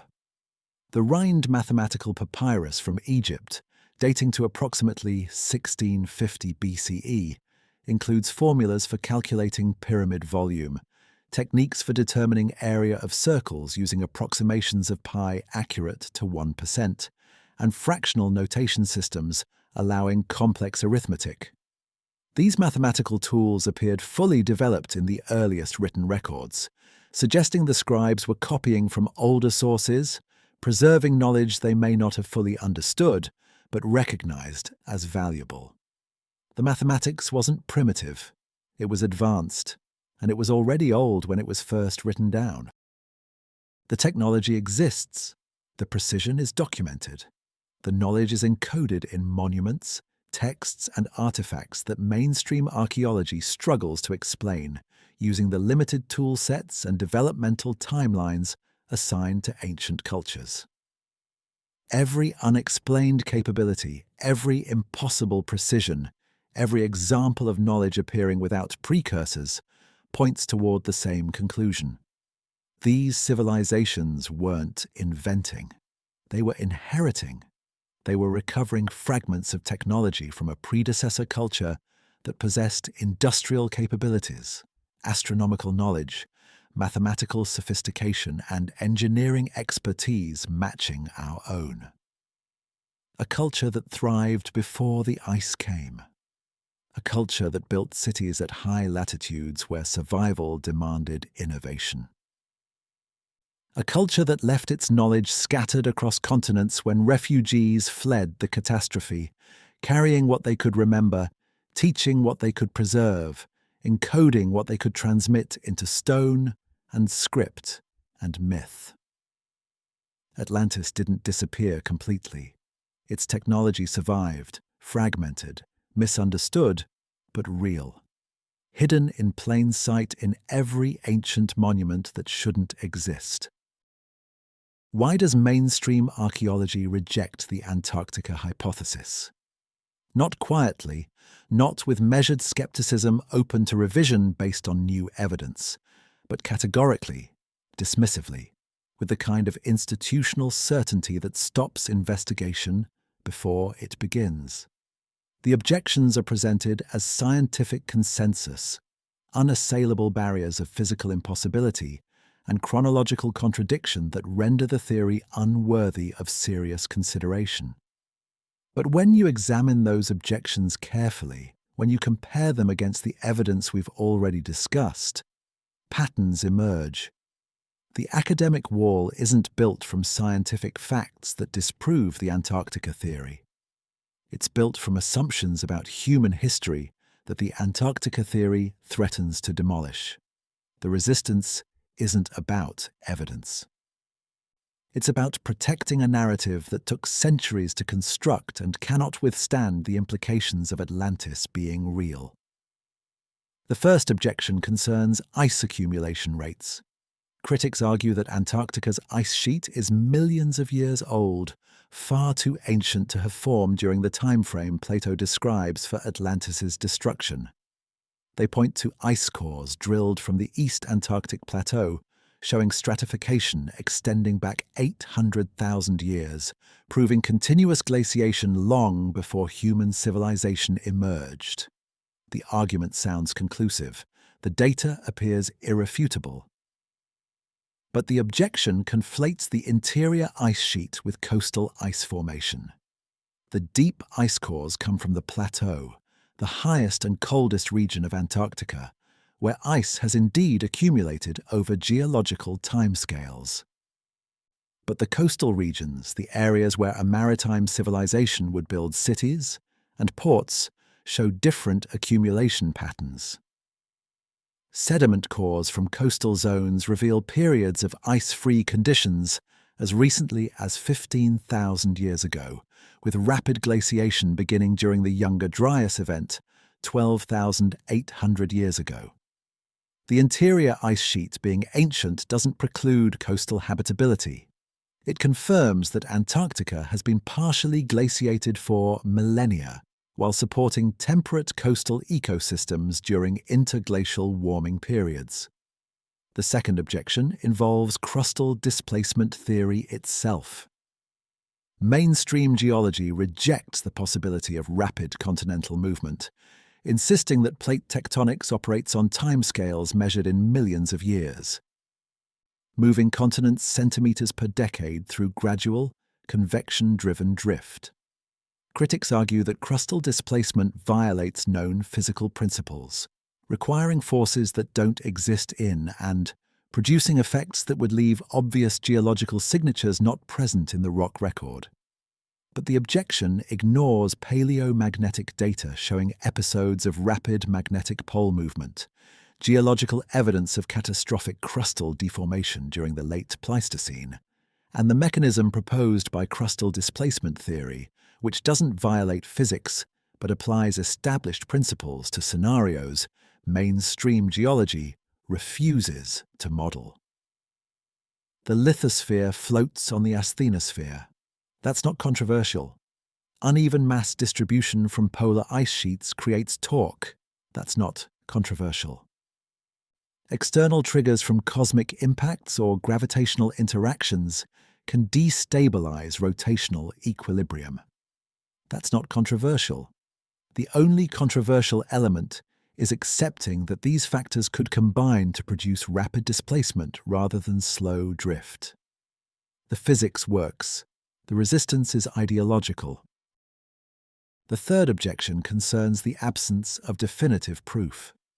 Critics demand physical artifacts recovered from beneath Antarctic ice, structures excavated and photographed, inscriptions translated, bones dated, providing irrefutable evidence of human habitation before the glaciation. Without such proof, they argue, the theory remains speculation, interesting perhaps, but fundamentally unscientific. The objection appears reasonable until you recognize the impossibility of meeting its standard. Antarctica is covered by ice averaging 2 kilometers thick. Accessing subglacial structures requires drilling through that ice, a process limited by international treaty restrictions, technological constraints, and funding allocated only to approved research meeting narrow scientific criteria.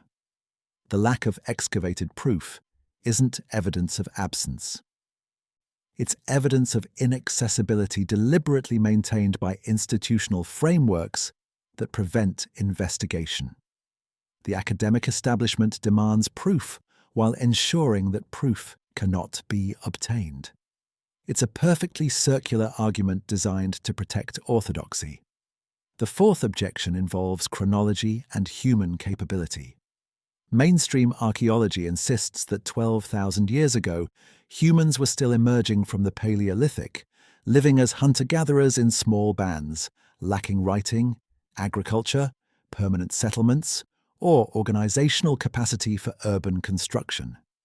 The idea that an advanced civilization existed at that time contradicts the accepted timeline of human development, which places the first cities in Mesopotamia around 5,000 years ago, the first writing systems around 5,200 years ago, and the first evidence of complex political organization around 4,500 years ago. But this timeline is increasingly challenged by discoveries at sites like Göbekli Tepe in Turkey, a megalithic temple complex dated to 9,600 BCE. Predating Mesopotamian civilization by 6,000 years and demonstrating sophisticated architectural knowledge, coordinated labor, and symbolic culture existing during the period mainstream archaeology insists humans were primitive. The chronology isn't fact, it's consensus, and consensus is breaking. The fifth objection concerns linguistic and cultural discontinuity. Critics argue that if an advanced civilization existed in Antarctica and refugees spread across continents after the catastrophe, we should find linguistic connections between ancient cultures. Shared vocabulary, common grammatical structures, or writing systems showing clear derivation from a single source. The absence of such connections supposedly disproves the refugee hypothesis. But the objection ignores the reality of linguistic evolution and cultural adaptation.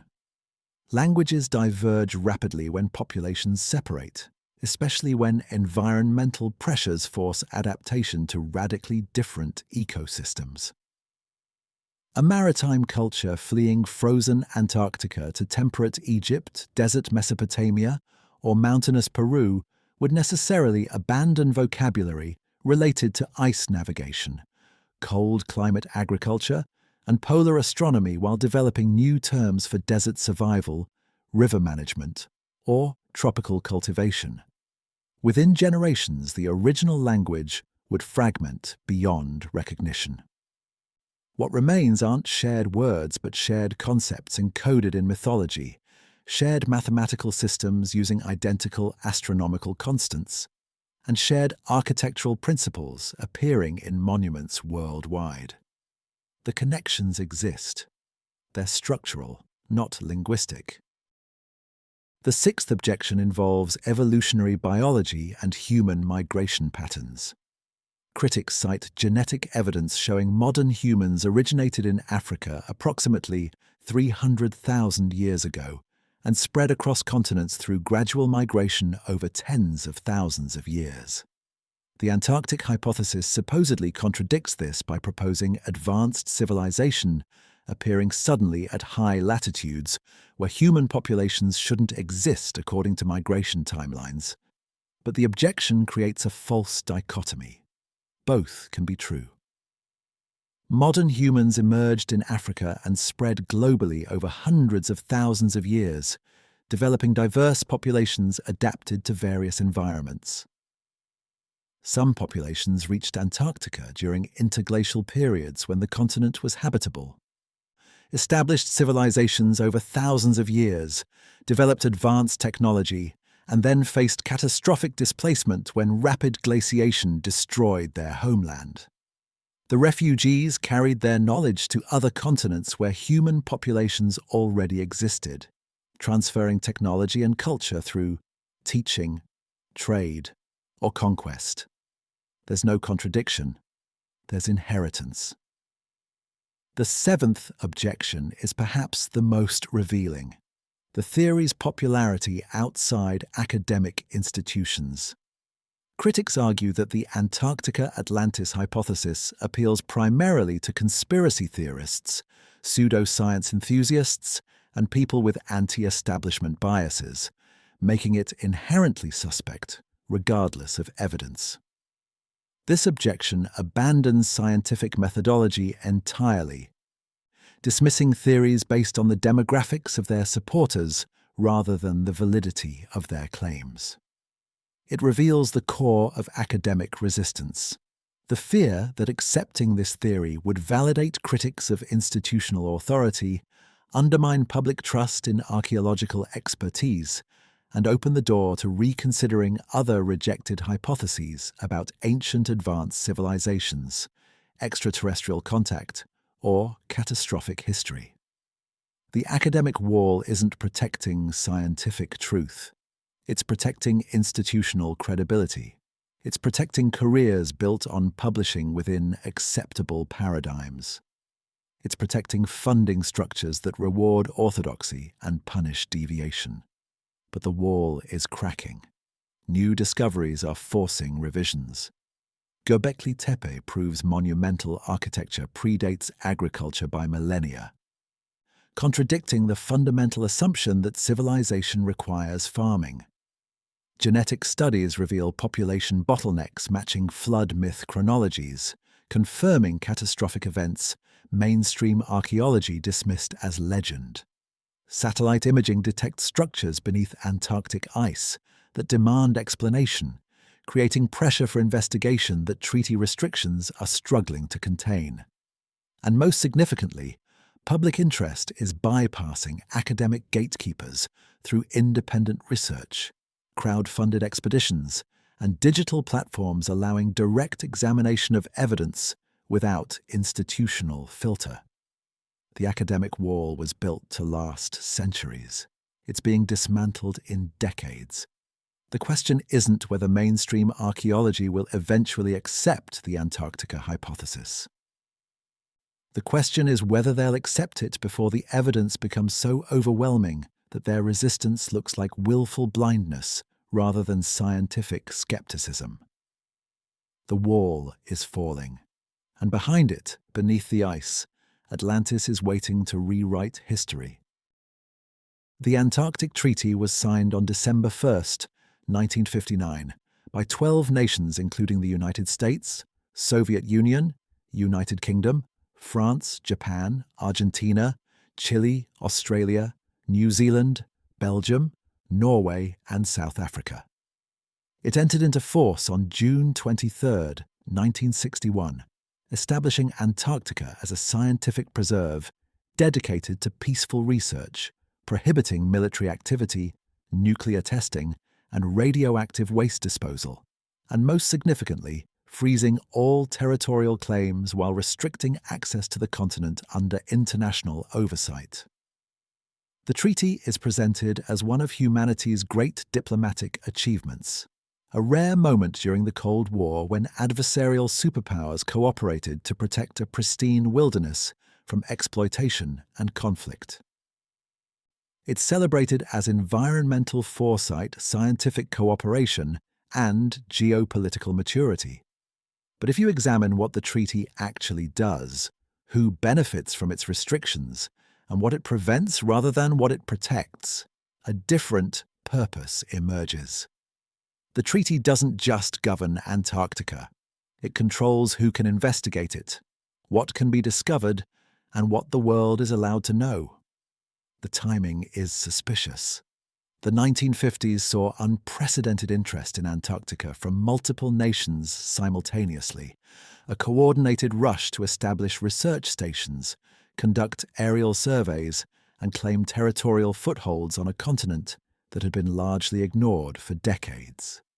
Operation High Jump, the largest Antarctic expedition in history, was conducted by the United States Navy in 1946 and 1947, involving 13 ships, 23 aircraft, and over 4,000 personnel. The official purpose was training naval personnel and testing equipment in polar conditions. But the scale suggests something more significant. The expedition conducted extensive aerial photography mapping thousands of kilometers of previously uncharted coastline, penetrating deep into the interior using long-range reconnaissance flights. What they were looking for remains classified. What they found has never been fully disclosed. But within 12 years of that expedition, the Antarctic Treaty was signed, immediately restricting further military operations and requiring international approval for all research activities. The territorial freeze is particularly revealing. 7 nations had claimed sectors of Antarctica before the treaty, dividing the continent into wedge-shaped territories extending from the coast to the South Pole. The claims overlapped, creating diplomatic tensions and potential conflict. The treaty suspended these claims without resolving them, establishing a legal framework where claims remain valid but cannot be enforced or expanded. This creates permanent ambiguity. No nation owns Antarctica, but several nations claim it. No nation can exploit Antarctica's resources, but the treaty allows for future revision if mineral deposits become economically viable. The framework isn't about protecting Antarctica from exploitation. It's about ensuring that when exploitation becomes possible, it will be controlled by the treaty signatories, who can modify the terms without requiring consent from non-signatory nations. The treaty isn't preserving Antarctica. It's reserving it. Access restrictions are enforced through bureaucratic mechanisms that appear reasonable but function as effective censorship. All scientific research in Antarctica requires approval from national Antarctic programs, which must coordinate with other signatory nations under the treaty's consultation protocols. Proposals deemed potentially disruptive to environmental protection, international cooperation, or scientific integrity can be rejected or delayed indefinitely. Independent expeditions are effectively prohibited. Private funding doesn't guarantee access. Commercial activities beyond tourism are forbidden, and tourism itself is heavily regulated, limited to designated areas along the Antarctic Peninsula, where ice-free coastal zones provide landing sites accessible without specialized equipment. The interior remains restricted. The regions where radar has detected anomalies remain inaccessible. The areas matching Plato's geographical descriptions remain uninvestigated. The treaty ensures that only approved research, conducted by approved personnel using approved methodologies, can examine Antarctica's secrets. Publication controls extend the treaty's power beyond physical access. Research conducted in Antarctica is subject to review by national and international committees before publication. Data deemed sensitive for environmental, political, or security reasons can be classified or embargoed. Discoveries contradicting established scientific consensus face additional scrutiny, requiring peer review that often delays or prevents publication until findings can be reinterpreted within acceptable frameworks. This creates a filtering mechanism where anomalies that should trigger investigation instead trigger suppression. A researcher discovering geometric structures beneath the ice can't simply publish those findings and call for excavation. The data must pass through layers of institutional review, where preservation of international cooperation and protection of Antarctica's pristine environment become justifications for preventing disruptive discoveries from reaching public awareness. The treaty doesn't just control access, it controls information. The environmental protection argument deserves examination because it's the treaty's primary public justification. Proponents argue that Antarctica's ecosystem is uniquely fragile, requiring absolute protection from human contamination, resource extraction, or disruptive research. They point to examples of environmental damage from pre-treaty expeditions, abandoned equipment, fuel spills, disturbed penguin colonies, and introduction of non-native species. The argument sounds compelling until you recognize that environmental protection protocols could exist without the treaty's access restrictions. Nations could agree to strict environmental standards while allowing independent research. Scientific investigation doesn't require military-level operational security or decades-long embargoes on geological data. The environmental justification is real, but it's also convenient. It provides moral cover for restrictions whose true purpose is controlling investigation of what lies beneath the ice. The treaty's amendment process reveals who actually controls Antarctica. Modifications require unanimous consent from the original 12 signatory nations, plus any consultative parties that have demonstrated substantial scientific interest by conducting significant research. Currently, 29 nations hold consultative status, giving them voting power on treaty modifications. But substantial scientific interest requires maintaining permanent research stations, conducting approved research programs, and participating in Antarctic Treaty consultative meetings, where proposals are discussed before formal votes.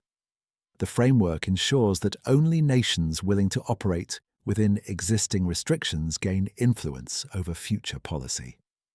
Nations questioning the treaty's premises, proposing investigations outside approved parameters, or challenging the historical narrative protected by access restrictions cannot achieve consultative status because their research proposals won't receive approval. The system is self-reinforcing. Only those who accept the treaty's limitations can modify those limitations. But the most unsettling aspect of the treaty is what it was designed to prevent. Article 1 prohibits military bases, weapons testing, and maneuvers, but allows military personnel and equipment supporting scientific research. Article 5 prohibits nuclear explosions and radioactive waste disposal. Article 7 establishes inspection rights allowing signatory nations to verify compliance. These provisions suggest the treaty's drafters were concerned about more than environmental protection or territorial disputes. They were concerned about nations discovering something in Antarctica valuable enough to justify military intervention, advanced enough to provide strategic advantage, or destabilizing enough to trigger conflict if one nation controlled access. The treaty's restrictions make sense if you assume Antarctica contains nothing but ice and penguins. They make even more sense if you assume Antarctica contains evidence of advanced prehistoric civilization, technology worth recovering, or knowledge that could revolutionize our understanding of human history and our own technological capabilities. The institutional resistance to investigating Antarctica's anomalies mirrors the academic resistance we examined earlier. Both stem from the same source: fear of what might be discovered and what those discoveries would mean for existing power structures. If Atlantis is real, if it's in Antarctica, if its technology can be recovered and studied, then the nation or institution controlling that access controls potentially transformative knowledge. The treaty ensures that no single nation can seize that advantage, but it also ensures that humanity as a whole cannot access that knowledge until the treaty signatories agree to permit investigation. The treaty isn't protecting Antarctica from us. It's protecting certain institutions from the consequences of Antarctica's secrets becoming public. Every year the treaty remains in force, enforcing restrictions and limiting access, is another year the ice keeps hiding what 12,000 years of glaciation has preserved. The treaty has been in effect for over 60 years. The secrets have been buried for 12,000. The question is whether the treaty will fall before the ice does, or whether we'll remain locked outside our own history, forbidden from learning what our ancestors knew, unable to recover what they lost, prevented by bureaucracy from accessing the frozen archive that could tell us who we really are and what we're capable of becoming. If Antarctica was Atlantis, if an advanced civilization thrived there before being entombed in ice 12,000 years ago, then the implications extend far beyond lost history into prophecy. Not prophecy in the mystical sense, but in the pattern recognition sense, the understanding that what happened once can happen again, that the mechanisms which destroyed that civilization remain active today, and that our own technological society may be approaching the same threshold they crossed moments before the world ended. The evidence we've examined throughout this investigation tells two stories simultaneously: the story of what was lost and the warning about what we're about to lose. Because the pattern doesn't just repeat in myth and legend, it repeats in geology, climate, astronomy, and the fragile systems that keep our civilization running. The cycle that destroyed Atlantis is already turning. The question is whether we'll recognize the signs before it's too late, or whether we'll be just another layer of sediment buried beneath the rubble, leaving future archaeologists to puzzle over how we could have known and still failed to prepare. The climate parallels are disturbing in their precision. 12,000 years ago, the world was warming rapidly as the last ice age ended. Glaciers were retreating across North America and Europe. Sea levels were rising as massive ice sheets melted. Temperate zones expanded toward the poles, making previously frozen regions habitable. Antarctica's coastal areas supported forests, rivers, and the agricultural systems that would have sustained an advanced civilization. The climate appeared stable. Civilization flourished. But the stability was illusion. The climate system was approaching a tipping point where multiple feedback loops would interact catastrophically. When the Younger Dryas event triggered, possibly from cosmic impact disrupting ocean currents, the climate didn't transition gradually. It crashed. Within a decade, temperatures plummeted. Within a generation, ice sheets advanced. Within a century, entire regions became uninhabitable. Today, we face similar conditions. The climate is warming rapidly. Ice sheets are melting faster than predicted. Ocean currents are weakening, and we're approaching tipping points where feedback loops could trigger abrupt climate shift. The pattern is repeating. We're living through the stability that precedes catastrophe. The technological vulnerability is even more concerning. Atlantis, if it existed as described, possessed advanced technology including precision engineering, astronomical knowledge, maritime navigation, metallurgy, and probably electrical or mechanical systems whose evidence we haven't yet recognized. But that technology required infrastructure, resource extraction, manufacturing facilities, energy systems, transportation networks, and educational institutions maintaining specialized knowledge across generations. When catastrophe struck, when the climate shifted and the ice came, that infrastructure failed. The technology didn't disappear because it was forgotten. It disappeared because the systems supporting it collapsed. A metalworking civilization requires fuel, or transportation to move materials, and stable populations of trained specialists. When populations flee, when fuel sources freeze, when transportation networks are buried under advancing glaciers, the technology becomes inoperable, even if the knowledge survives. Today, our technology is vastly more sophisticated, but equally fragile. Our electrical grid fails during major storms. Our supply chains collapse when shipping routes are disrupted. Our communication systems depend on satellites and server farms requiring constant power and maintenance. A catastrophe eliminating just one layer of that infrastructure, electrical generation or satellite networks or shipping capacity, would cascade through the entire system, making most modern technology inoperable within weeks. We haven't eliminated vulnerability through advancement. We've increased it through complexity. The geological warning is unambiguous. Earth's crust is not stable. Tectonic forces continue building stress that releases periodically through earthquakes, volcanic eruptions, and potentially through crustal displacement events. The paleomagnetic record shows these events occurring cyclically, with the most recent major displacement approximately 12,000 years ago during the Younger Dryas. The cycle time between major events averages between 12 and 15,000 years, placing us within the window for the next occurrence. Current geological monitoring shows increasing seismic activity, unusual volcanic patterns, and anomalies in Earth's magnetic field, including accelerating movement of the magnetic North Pole and weakening of the field's overall strength. These are the signatures that precede major geological events. The crust is stressed. The system is unstable. And unlike Atlantis, whose civilization may not have understood the mechanisms threatening them, we have the knowledge to recognize the pattern. We have the data, we have the models. We have the geological record showing what happens when these forces align.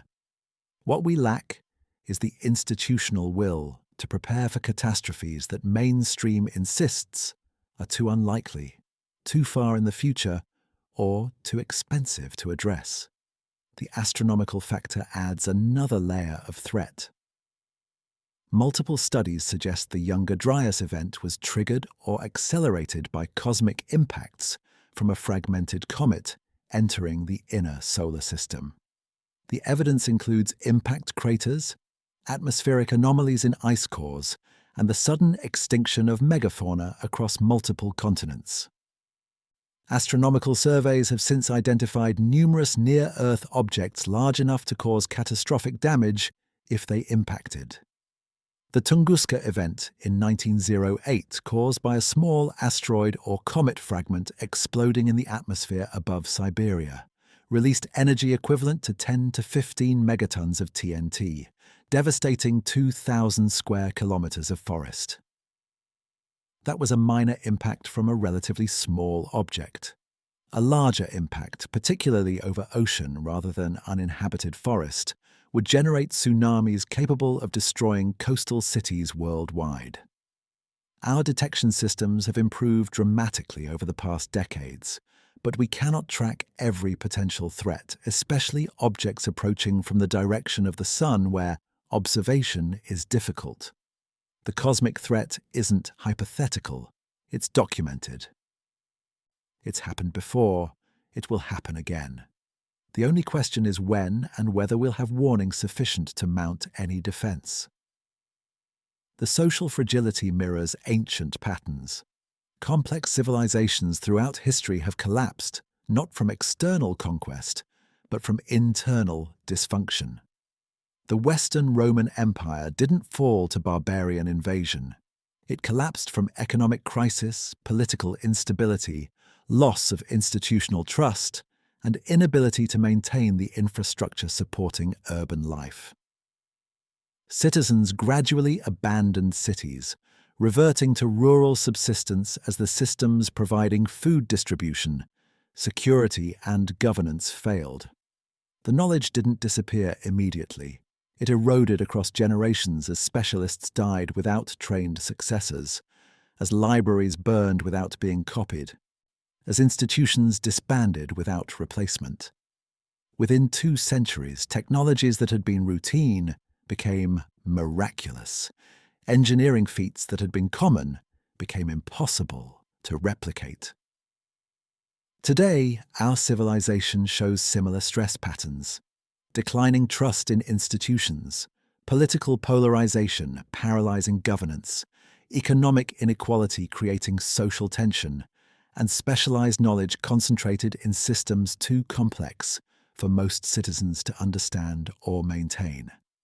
We're one major disruption away from cascading failure. One prolonged electrical blackout, one supply chain collapse, one pandemic worse than we've already experienced. The social cohesion holding our technological civilization together is thinner than we pretend. But the pattern offers more than warning. It offers instruction. If Atlantis existed and fell, then refugees from that civilization carried knowledge forward, establishing new societies and encoding their warnings in monuments, myths, and mathematical systems designed to outlast catastrophe. They didn't prevent the cycle. They couldn't. But they ensured that memory survived, that future generations would have access to the knowledge necessary to recognize the pattern and potentially prepare differently. We stand at the same threshold they faced. We possess technology they couldn't imagine. We understand mechanisms they could only observe. We have the capability to detect threats, model catastrophes, and potentially mitigate some risks through planetary-scale engineering. What we need is the wisdom they tried to preserve, the understanding that civilization is not permanent, that the systems we depend on are fragile, that the planet operates on cycles indifferent to human ambition, and that survival requires humility before forces we cannot control. The ice in Antarctica is melting. Not quickly enough to reveal what's buried beneath it, but quickly enough to raise sea levels that will reshape coastlines within this century. Climate models predict that by 2100, many of the world's largest cities will be partially or completely submerged. Miami, Shanghai, Mumbai, London, New York, all built at sea level, all vulnerable to the same forces that destroyed Atlantis. We're building our civilization in the same place they did, at the edge of the water, trusting that the climate will remain stable, that the sea will stay where it is, that the ice will never come again. But the pattern repeats, the cycle turns, and every monument, every myth, every ancient map showing Antarctica without ice is screaming the same warning. This happened before. It will happen again, and you are not prepared. The search for Atlantis under Antarctica's ice is ultimately a search for ourselves. We're not looking for a lost city. We're looking for a mirror, for evidence of what we're capable of achieving and what threatens to destroy us. We're looking for proof that civilization is cyclical, that we've been here before, that the ancestors we dismiss as primitive were actually survivors of something we're about to face. And most importantly, we're looking for the archive they left behind, the knowledge they encoded in stone and myth, the warning they preserved across 12,000 years of forgetting. The ice is melting. The structures are being revealed. The evidence is accumulating. And the question we must answer isn't whether Atlantis was real or where it was located. The question is whether we'll learn from their catastrophe in time to avoid our own. The pattern repeats, the cycle turns, and the frozen continent at the bottom of the world is ready to teach us, if we're willing to listen, what happens when civilization forgets that everything we build can disappear in a single day and night, leaving nothing but ice and silence and a warning that the next generation won't know how to read. If you enjoyed the video, hit the like button, subscribe, and activate notifications so you don't miss our next videos.